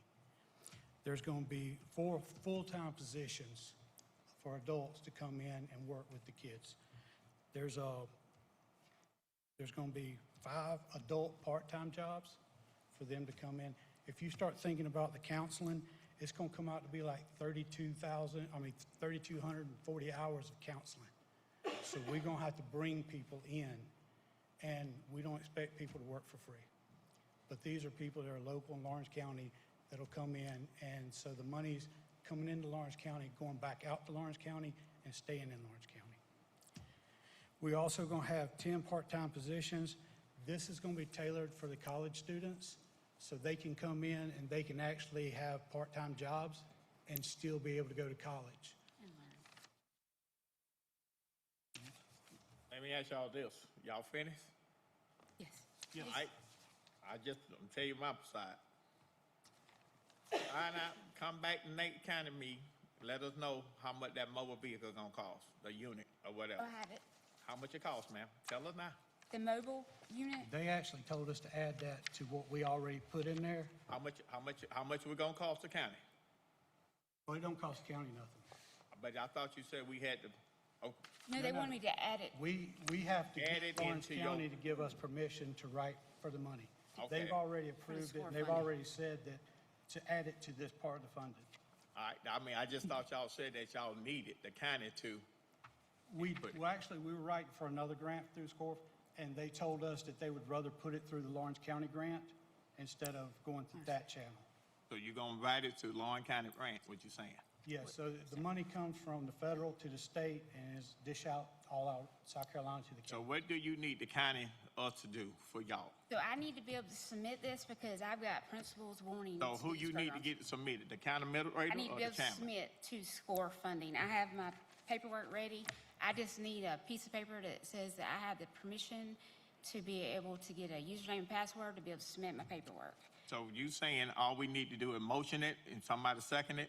I need to submit it this month. I'll motion it. So we're not, I'm not entertaining that motion. What we're doing right here is there's three people that are going to present wanting to do the same thing.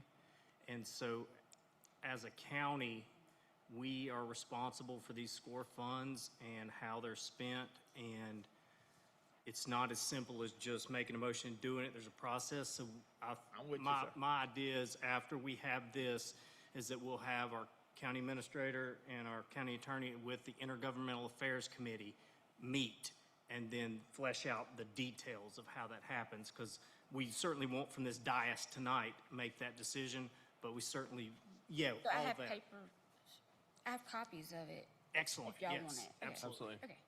And I love that everyone wants to do a hand in something. Do you need a motion to send that to committee? So I think have we're a not third? done with Mr. Threet's. We do have one other person after the Empowerment Center is finished. My apologies. Like, what I just heard from them, though, I mean, just like the coroner's office and the sheriff's office and the Gateway Counseling, can they not apply for this through PlaySafe? Is that not how that, like, we hired them to administer this money to folks like this. Is that not how that works? So last October, we filled our paperwork out and we met with Wes and the assistant administrator. And my understanding, they didn't want to work with us to submit our paperwork. So we've been waiting till the contract ran out this month, the last day of June.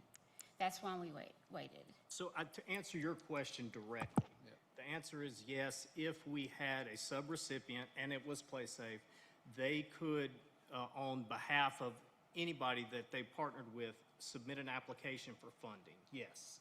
And they did for the coroner's office and the sheriff's office. And I'm not speaking out of school, I don't think, when I say they would be willing to partner with and work with the Empowerment Center as well. The funding, Hold, one second. the Yeah. funding, go ahead. Oh, no, I was going to say, SCORE, over the course of the last year, did change the application process, which is originally why we had to go into a partnership. Because they only allow for one designee to be able to apply for the funding for the county. So there could be 10 different applications, but only one designee that can actually do all of the applications and Right. submit on behalf of the county. So that's why there's like one login, one all of that. And anytime that someone comes to us, we defer to the county to guide us in the direction in which the county would like to go. Not a place-safe decision. So it was the county last year that said you wasn't gonna work with us. Because I was told no. Alan, I'll ask Deputy Administrator to speak to that.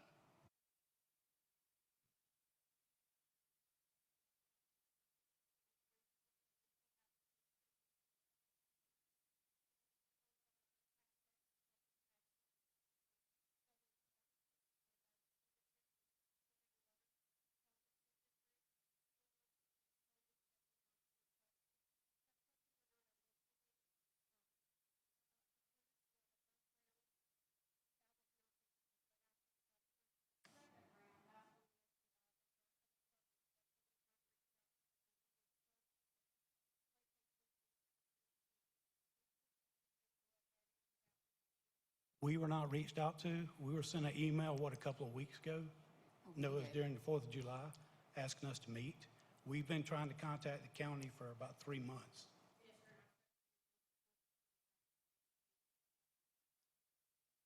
All I'm saying is, I do want to get a clear understanding. You're wanting to apply for a project, not to administer the grants, right? The grant has a total amount. If one person uses all that money, there is no money for anybody else. We went under the money and we wouldn't have used all the money for Lawrence County. But SCORF and Columbia asked us to add this fifth part. So they asked us to use up the rest of the money. I don't think it's all of it. Well, I don't know. So Still that's under the why, amount. my suggestion is to hear from this evening, to have the county administrator, county attorney, and the Intergovernmental Affairs Committee put everybody together, answer these questions that seem to be popping up. Misunderstandings can be cleared up, information correct, so that when we do make a motion, that it is based on information. Yeah. All I'm saying is, sir, is to me, if we got somebody here in Lawrence County that is doing the same job or can do better because they here in District 55 and 56, let's give them the money. That's all I'm saying. Why are we going out to another county when that county don't live here in Lawrence County? That's what I'm saying. If these people here is doing what they did, doing, they need 98 people helping out, 4 full-time positions, 5 part-time positions, 10 college students. I write all my stuff down. So I'm letting you know, we need to start helping people in Lawrence County.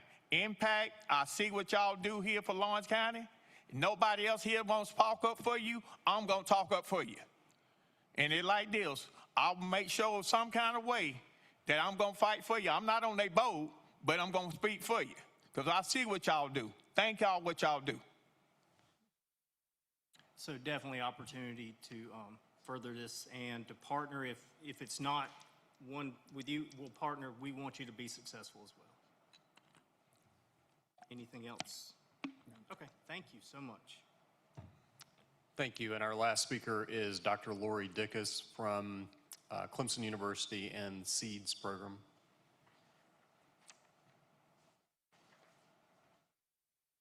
And I apologize for butchering your name. That's okay. That's okay. I go by all kinds of names. Yeah. It's all good. First of all, thank you all for having us tonight. We appreciate it. And, you know, I just want to recognize the two folks that came before us. The benefit of having the SCORF funds for the state is to enable the counties and the state as a whole to meet a whole diversity of needs due to the opioid crisis. So there are many needs, which we recognize, and I just want to acknowledge that. There's a lot of people doing good work across the state around the issue of the opioid crisis. And so thank you for the opportunity to speak. As was said, my name is Lori Dickus. I'm a professor at Clemson University, and I'm really delighted to be able to share a little bit of information about the work we've been doing with a whole range of partners with SCORF funds in the state. First of all, just a teeny bit of background. Myself and my team have been working with clinicians at Prisma Health since 2014 with women and babies, women who have opioid use disorder, and babies who are at risk for neonatal abstinence syndrome. And if you're familiar with SCORF, several key areas of SCORF funding focus on women with opioid use disorder who are pregnant or prenatal or postnatal, and who have babies that are at risk for neonatal abstinence syndrome. We've been working in that space since 2014, working with clinicians at Prisma on a nationally recognized treatment and care program for women, babies, and families that have opioid use disorder and infants with neonatal abstinence syndrome. More recently, and through partnerships with several other counties, we've been able to expand that work, not just to families in the hospital and postnatally up to 6 months, but to provide longer-term wraparound care services to those families to help support them with a wider range of access to care, both treatment and recovery services, as well as a whole range of access to social services to ensure the long-run stability of those families. In addition to that, in collaboration with AMMED, Anderson County, and Pickens County, we've been able to provide a whole range of educational opportunities for clinicians, so both local OBGYNs, pediatricians, social service agencies, treatment centers, all different types of treatment centers on the care and treatment of these women as well as being cognizant of neonatal abstinence syndrome and its potential impacts. And so we've been working with both Pickens and Anderson counties for the past 3 or 4 years with SCORE funding and been able to follow women with customized navigational services in those counties with either nurse navigators, social work navigators, which we'll tell you a little bit about briefly with our SEEDS team, to ensure that we can follow these families for up to 3 years postnatally. Once again, to provide customized and individualized treatment to help ensure that families have access to housing, job training, educational opportunities, transportation, a whole range of services based on the needs of those families.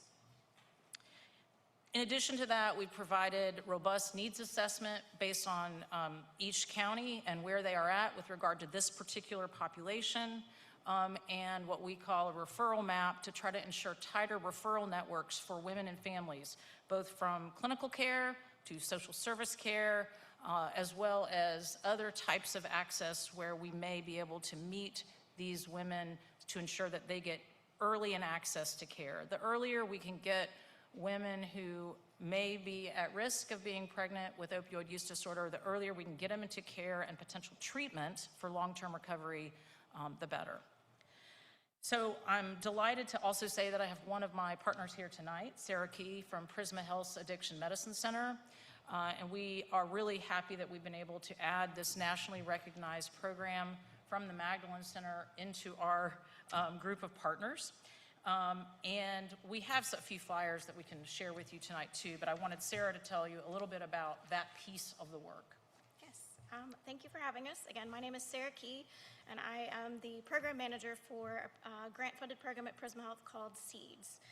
So we provide case management services to pregnant and postpartum women and their infants affected by opioid use. So our goal is to create a kind of supportive safety net as they're navigating pregnancy, postpartum, and the recovery. So we have recently started working with a few women from Lawrence County, and I'm just here today because I'm hoping that we can continue to expand those services to more families, partner with other organizations that are providing or that may encounter other families with this need, so that we're not duplicating services, but partner to find ways to address the entire family spectrum for opioid use.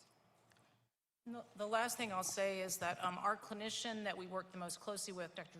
Jennifer Hudson at Prisma Health Upstate, many of the women that she serves with any kind of complications from opioid use disorder from Lawrence County, the majority of them come through the main program. It's called the Managing Abstinence in Newborn program.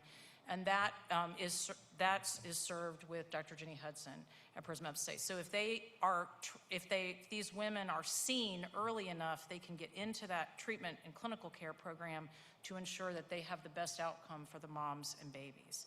And so not only through SEEDS, but also through the main program at Prisma Health Upstate, we see quite a few Lawrence women already, and with tighter referral networks, that can even be more robust than it is now. And as I said, I can leave some of these for you, just so you have these, but we would love to work with Lawrence in any capacity, as I said to Jerry, and are open to all kinds of partnerships as our work shows, and I'm happy to share any more information or answer any questions as well. Awesome. But the people's in Lawrence right now, Lawrence County, they go to Greenville. Right. So that we don't have babies delivery center no more in Lawrence County. Right, so the thing for us would be to ensure that our clinicians can provide education in Lawrence County to local service providers that may interact with this population or this potential population.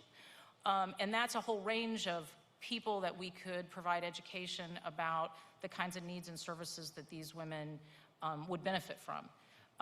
And we've been doing that for a long time and be happy to do that. So you're right, in terms of actually having babies, it's not here, it's with Dr. Hudson in Greenville. But the key is to try to create referral networks that are much denser and tighter so that we can create better outcomes for these families with a lot more streamlining of care and treatment. That's the goal, yeah. So how many cases you have from Lawrence County right now? That's a good question. in terms of what we've seen over the past year or so from SEEDS, we've had 7 or 8 women, and that's with no, that's with no kind of organized or coordinated efforts on our part. That's just people that end up getting referred to SEEDS. In terms of the clinical care in the hospital, I would have to get back to you on that number. I can look back historically because I know it's a good number historically in hospital care, but I don't know it off the top of my head. And I'm happy to get you that number. That's just everybody know I'm outside the box. I think outside the box. That's a good way to think. Now, me, ma'am, it's like this. All y'all organization, thank y'all for what y'all do. Thank you, thank you, thank you, thank you. Well, all of y'all do. But I just realized myself, if we have it here in Lawrence County, we said shop here in Lawrence County first, I want to do Lawrence County first. Yeah. And I don't mind piecing. You got me now? Yeah. And stuff. So that's all I'm saying.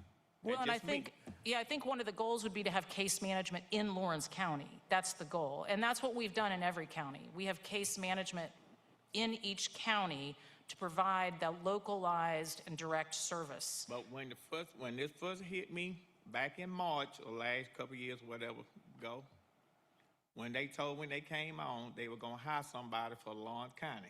So that's why I back it, because you were gonna put somebody here in Lawrence County full time. But now as I sit here in the months I've been going on, that I realized that we have a center that here in Lawrence County. So that's why I said I don't mind y'all partner up. Oh, yeah. I mean, to me, it can be one team. Oh, for sure. One team. All of y'all, to me, I mean, at the end of the day, it could be one team. Yeah. But I like this. I weather for Empower, what they call, to me, get a part of this pie because they here dealing with peoples every day. Yeah. That's all. No, I agree. Yeah, I was gonna say, I agree fully. We really, for SEEDS program, we serve, at the Addiction Medicine Center, we actually serve women with any substance use. So we do have a large percentage that is opioids. We also have That's why I say I think everybody can, you got me now, everybody can put their hand, you got me now? When I need a tag, I'm gonna reach my hand out. Exactly, and we have more recently, just through some of the Prisma networks, the Carolina Women's Center that's here in Lawrence County, we have started to get more referrals from that Women's Care Center as well to our program. So my team of social workers will come and meet them at their appointments in Lawrence. They will go if they need help filing for their Medicaid or food benefits, whatever it may be. My team goes out and meets them in the community, goes with them. So the patients aren't having to come to us, like we come to them. And we've been doing that a little bit in Lawrence, but we've just seen that there is a lot more opportunity and there's a lot more families that need this. And so that's I understand. what we're doing. Yeah. Thank y'all what y'all do. If you could provide those flyers right over there. We're fortunate to have a PIO. You didn't know that. That sounds like it was a much needed thing. That's awesome. Yeah. Thank you all very much. You putting her to work already. We appreciate it. So procedurally, Mr. Metz, do we need a motion or can I just have you and the county administrator and the intergovernmental affairs to follow up with these and give us a recommendation from that? The chair can unilaterally refer to a committee. Well, I will do that then. We'll refer this entire discussion over to Mr. Threet, and he will set up a meeting with Intergovernmental Affairs Committee, and they will reach out to the partners who presented this evening, and we'll figure out how we can walk hand in hand together and use these funds for Lawrence County. Awesome. Item B is approval of our 2026 LEMPG grant, and I believe that, Sonny, is that you?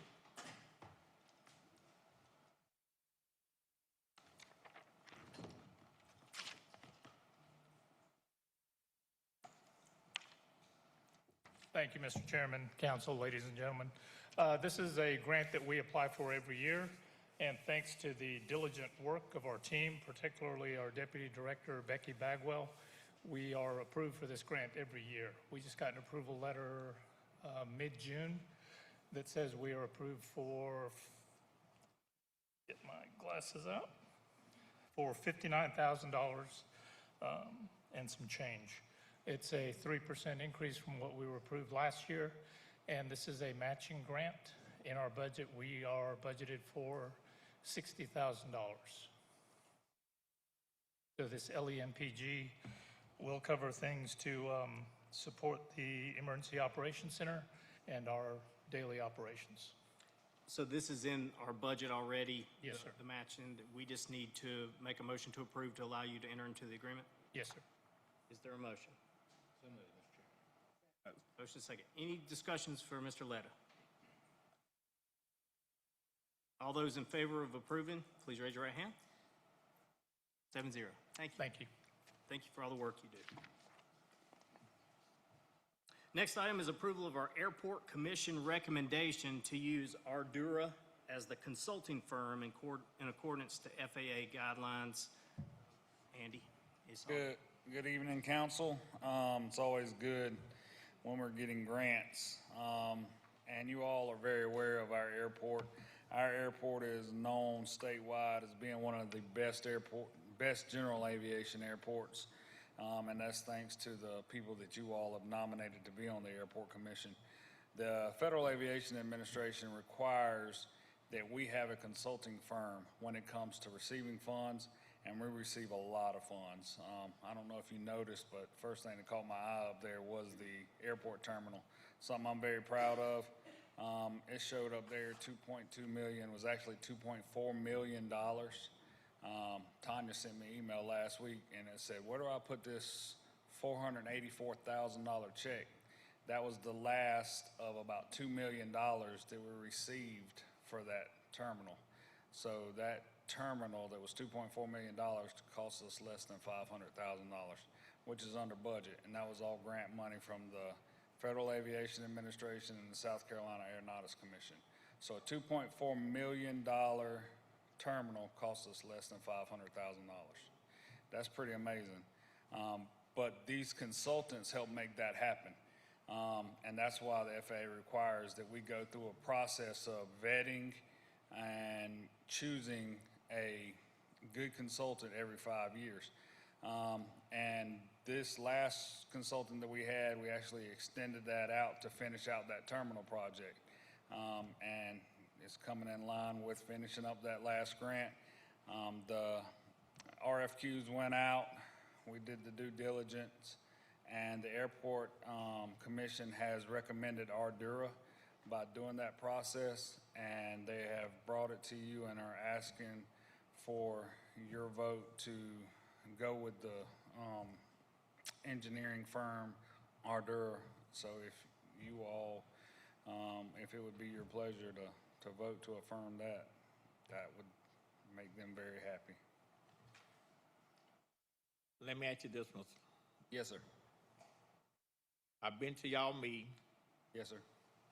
and you got y'all is outstanding. Thank you. But at your meetings that I've been to, everybody called Lauren County. I asked them, they got in more hangars space. And they use Greenfield mostly to use their hangars, that people who live here in Lawrence County, because y'all don't have room. That's right. Yes, So, sir. any of that money, or what we need to do to get you? We have the land already. That already there is hanging. Let me take my time. To get another hangar, how much would that cost to build hangars? We have opportunities to build hangars in different ways. We're actually looking at presenting an opportunity where a private individual wants to build a hangar. We will lease them the land and they will build a hangar. That's the way a lot of general aviation airports do it. We're looking to present that here shortly, probably within the next couple months. We also have the opportunity for developers to do that as well. I'm sure, obviously you all know, you see the budget. The airport's budget's $111,000 a year. So the airport is very low cost as far as what it costs to maintain the airport. Revenues actually help cover the cost of the airport, and those revenues come from hangars. Hangars are expensive to build, but they also help take care of it. And it's also maintained partially by funds that come from the state. Maintenance on the airport is covered 75% by the state and 25% by the county, which is tremendous because fuel sales, part of those taxes go back to be reinvested into other airports. And that helps boost tourism in the county, in the state. So there are so many benefits to having an airport in the county. But if we were to invest county dollars into building hangars, that's automatic revenue generation. But it's a big expense. You're looking at, if we were to spend the money ourselves, you're looking at $10 million, and you're looking at a return of investment of about 60 to 70 years, because that you can't overprice a hangar. It costs more to rent a storage unit than it does to rent a hangar, and it's very odd, but you'll spend $250,000 on a tiny plane, but you're not going to spend $250 to put it in a hangar. That's just the way some folks are. But it like this, but you and Mr. Rest, what y'all got going on, that, like I said, get these business and people who want to lease the land and all of that, I'm good with that. Well, we're definitely looking at outside the box of how to develop the airport, and we have an airport layout plan that's approved by the FAA, and we have to build it out to that airport layout plan that is approved by the FAA. So it's definitely a process, and we're working at it, and we're working with other counties to see how they do it, and we'll continue to do that. And like I said, those commissioners have been doing this for a long time. We have some that have been flying and been in business since Sam Walton flew his plane into Lawrence County Airport, and one of the commissioners actually filled his plane up with fuel when he came here to decide on putting the Walmart distribution center here. And that's pretty amazing to have that legacy still on the commission and still serving Lawrence County at no pay.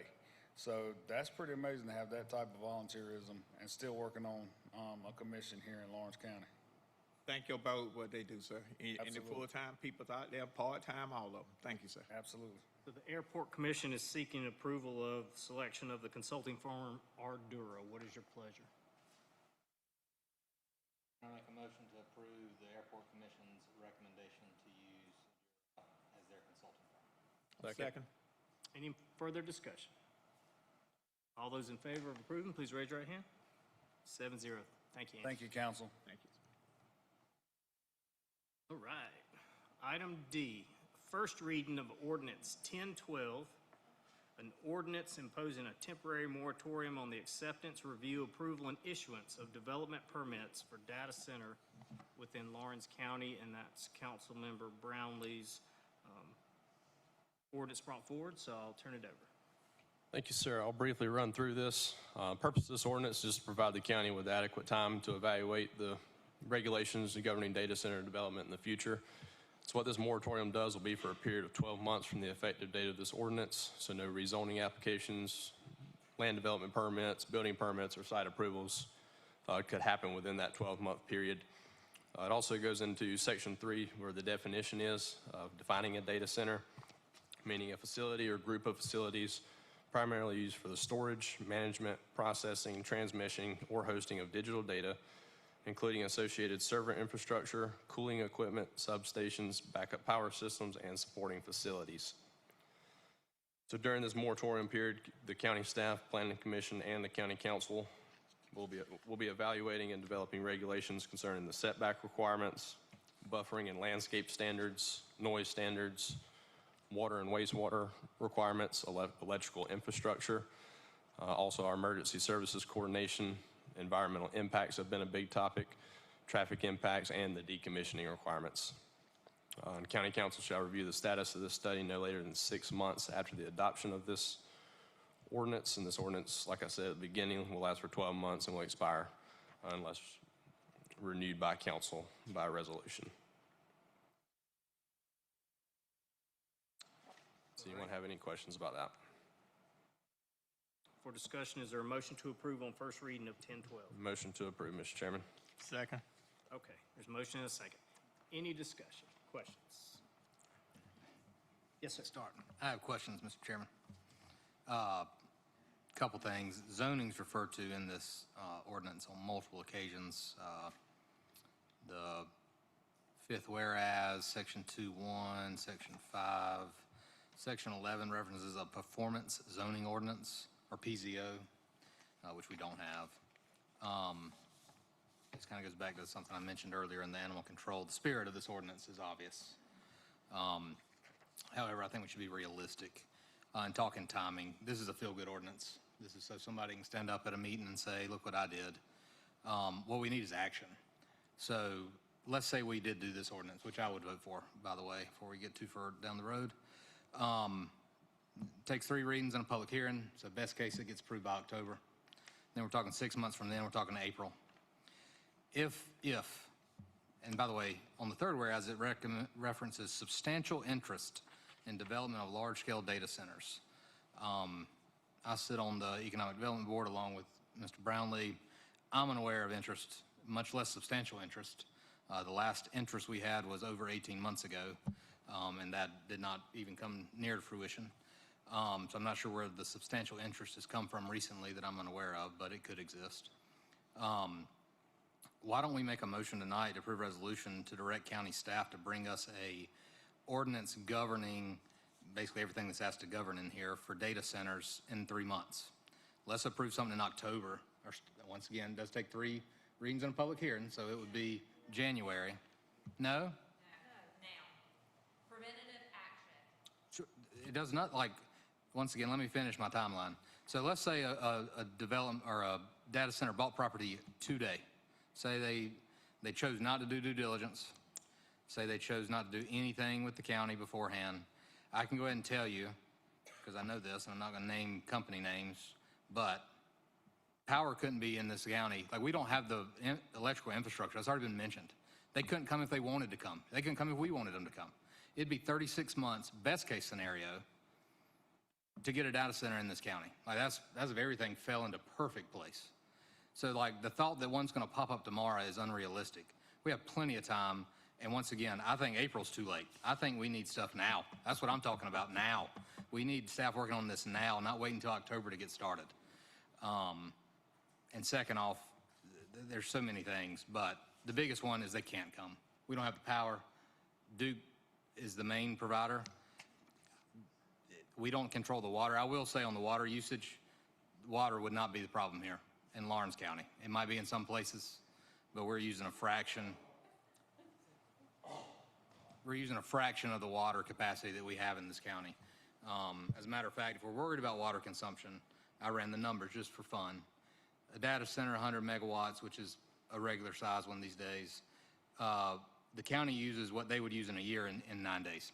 So if we're really concerned about water usage, we need to start having more conversations with ourselves and our citizens about water consumption here in the county. So the water is not a relevant issue on this. Power, whole nother animal. Power is a big problem. Power would drain. When you talk about rate increases, you wouldn't have a rate increase. It actually, the more power you use, economy of scale, same thing with water. The more water they treat, cheaper it is per gallon to treat it. So people shaking their heads that don't absolutely nothing about water, but that's okay. But that's my opinion, Mr. Chairman. I will vote for this if it makes it to a vote. However, I would prefer us have staff start today and bring us something a lot sooner than next April. I'm with you on that. No, point of inquiry. I know when we did our housing moratorium, I believe there is some sort of clause there once it's passed on second reading. It's first. It's in here too. First reading. Pending ordinance doctrine. It's At the point section 9. Past first reading. That's when. Yes, so this ordinance is subject to pending ordinance doctrine. So upon the first reading passing, county staff cannot accept any data center applications or entertain any data center until the And that's final reading of this that's ordinance. tonight. Correct. That's tonight. So I'm just trying to wrap my head. I do value what you're saying. I just want to understand a little more. There would. When you say a more immediate action, what do you like? More, what could be more immediate than this? Then asking for a 90-day return from tonight instead of waiting until October and asking for 6 months, which is next April. Like, why don't we have an ordinance prepared for us to review in 90 days instead of 18 months from now? I I'm don't sorry, think they're 9 months mutually from now. exclusive. We could have staff begin work at the same time in And that, conjunction. and that's exactly my plan, is start working with county staff. Maybe this doesn't need to last 12 months, but this gives us the opportunity that we don't have to deal with a data center for 12 months if that need arises. I mean, it took us 6 months to work on our open space ordinance. I don't see how this is going to get finished within 90 days. I get Mr. Patterson's point. If a data center come to buy a piece of property tomorrow, probably would not happen for 12 months, but what if? They wouldn't be applying. So, like, once again, if one of them flew into our wonderful airport tomorrow and looked at property, nobody would be submitting for anything to the county within the next 12 months. If you want to do it, let's do 36. I mean, if you want a moratorium, we need it for when they would actually be applying and when they would actually be looking for approvals from the county. Otherwise, if they know in 12 months this goes away, they're going to keep working now. Like, I wanted to do what you wanted to do. This doesn't do what you wanted to accomplish, is all I'm trying to Section tell you. 12, we have a moratorium extension. Legally is a 36-month moratorium. Sorry, Mr. Metz. 36-month moratorium. I know Section 12 gives the opportunity for an extension. Legally, we could do it because it wouldn't bind future councils if it was only up to 3 years. So 36 months would be doable. Well, 12 months does that. You said we can't bind future councils. There'll be a reset in January. We define binding future councils as agreements that are longer than 3 years. Okay. Only thing I had to say is, I'm all for no data center, but point is, you got the city of Lawrence, you got the city of Clinton. They can go there. So y'all need to go to their meetings and stop them, because they city councils can approve something in the city. So it don't just start here in the county, it start in the whole Lawrence County. So y'all need to go to the city of Clinton and the city of Lawrence and put a hold on it. And Frost Hill Town Hall and Waterloo Town Hall, Gray Coat, all of those small towns don't have business license, do they? Lawrence They and have Clinton. some business license. Lawrence and Clinton would be the only two they could do that. Okay. The county would govern the other ones. But I just want to make sure they don't go to hit one of them little small town and get some land. Call the question. All right. All those in favor on first reading of ordinance 1012 in favor, please raise your right hand. 7-0. Excellent. County council comments. Councilman Lane. Y'all know where to find me. For those that aren't normally here, you can call me, text me, whatever works better. My information's on the website. Normally I try to stick around. Tonight I gotta get up out of here for reasons we will not name, but yeah, I'm always reachable. Just let me know if you need anything. Appreciate y'all. Ms. Clark. I'd like to say congratulations to all our special Olympic people that did the Special Olympic and everyone that got new position, Darby and the rest of it. Sherry, congratulations on y'all new role with the county. I know we can't please everybody, but my thing is we got to work together. This is where we live, this is where we work at, so we got to work together no matter what. So I just thank all of you all for coming out, expressing your opinion and being with us on this evening. Safe travel home. God bless. Councilman Patterson. Not much tonight, just that ask that everybody keep the family of Senator Lindsey Graham and his friends in your prayers. Like him or love him, it's a great loss to the state and Lawrence County. He did a lot for us while he served in multiple capacities over the years. So please remember his family in your thoughts and prayers. Mr. Yance. Yeah, I'm gonna bring up some old business. It's got to do with ordinances, three subdivisions. I think we need to get back on and do some fine tuning. I hadn't experienced it myself, but what I have heard is one time they'll vote this way, next time they vote the other way, and it's all on the same issue. You know, we need to fine tune it. I'd like to get the sheriff, the EMS, and fire departments' input on what this population explosion is doing to them. You know, you hear people holler rooftops mean money, but that's not necessarily so. I don't know how it works out, but some of the people I've talked to, it doesn't necessarily mean it's manna from heaven and everything's gonna be great. And I'd like to get some private company to study the infrastructure. Me personally, I don't have a whole lot of confidence in the DOT, and I won't go there, but I wouldn't mind it. I don't have much confidence. Shit, they can't even patch potholes and make it last more than about 2 weeks.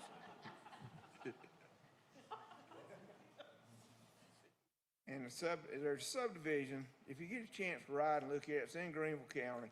It's at the intersection of Bethany Road and East Georgia Road, and it's Bethany Estates. This is a nice subdivision. Subdivisions we've got look like a monopoly board. About all the changes where the front door is. This subdivision is, I would say, average to above average cost on the houses. And it's at the intersection not far outside of Fountain Inn or Centerville at Bethany and East Georgia Road. I'll go by there a couple times a week. And each house has its character. It's not like one next door, just a different placement of the front door.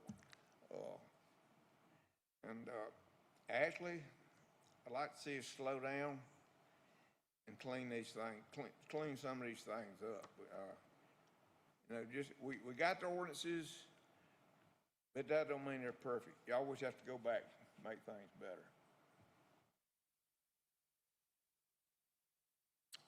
Thank you, sir. Mr. Filson. Well, no.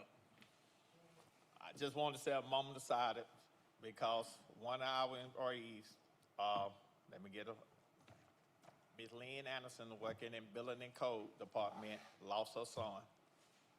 And on a, thank you, sad tonight. And just want we condolences to go out to her family.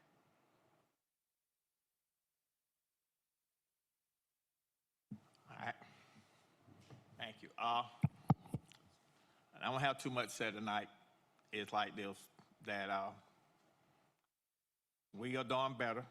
We are looking better. And just thank everybody who came out, participate.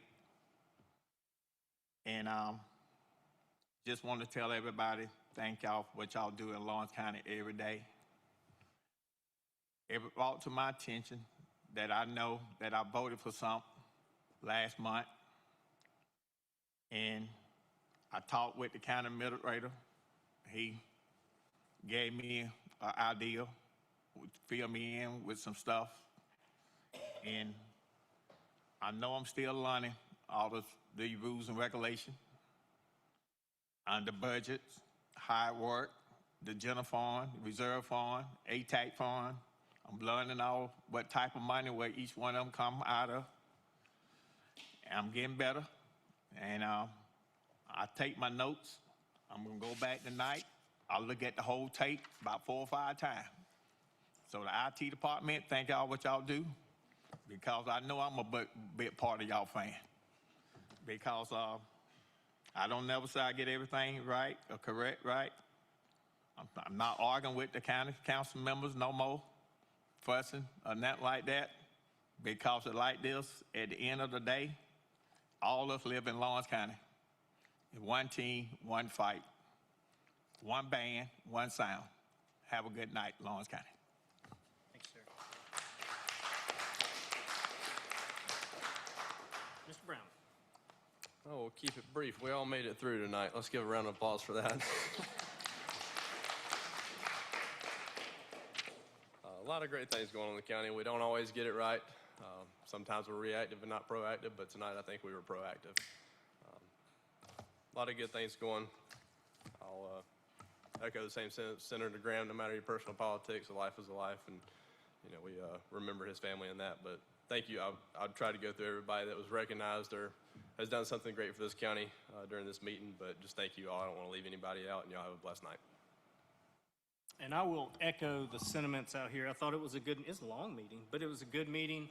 A lot of good things. Everybody's got different opinions. But I was just honored to be here tonight and to help get this meeting completed. With that, I will entertain a motion to adjourn. Motion to adjourn. All those in favor?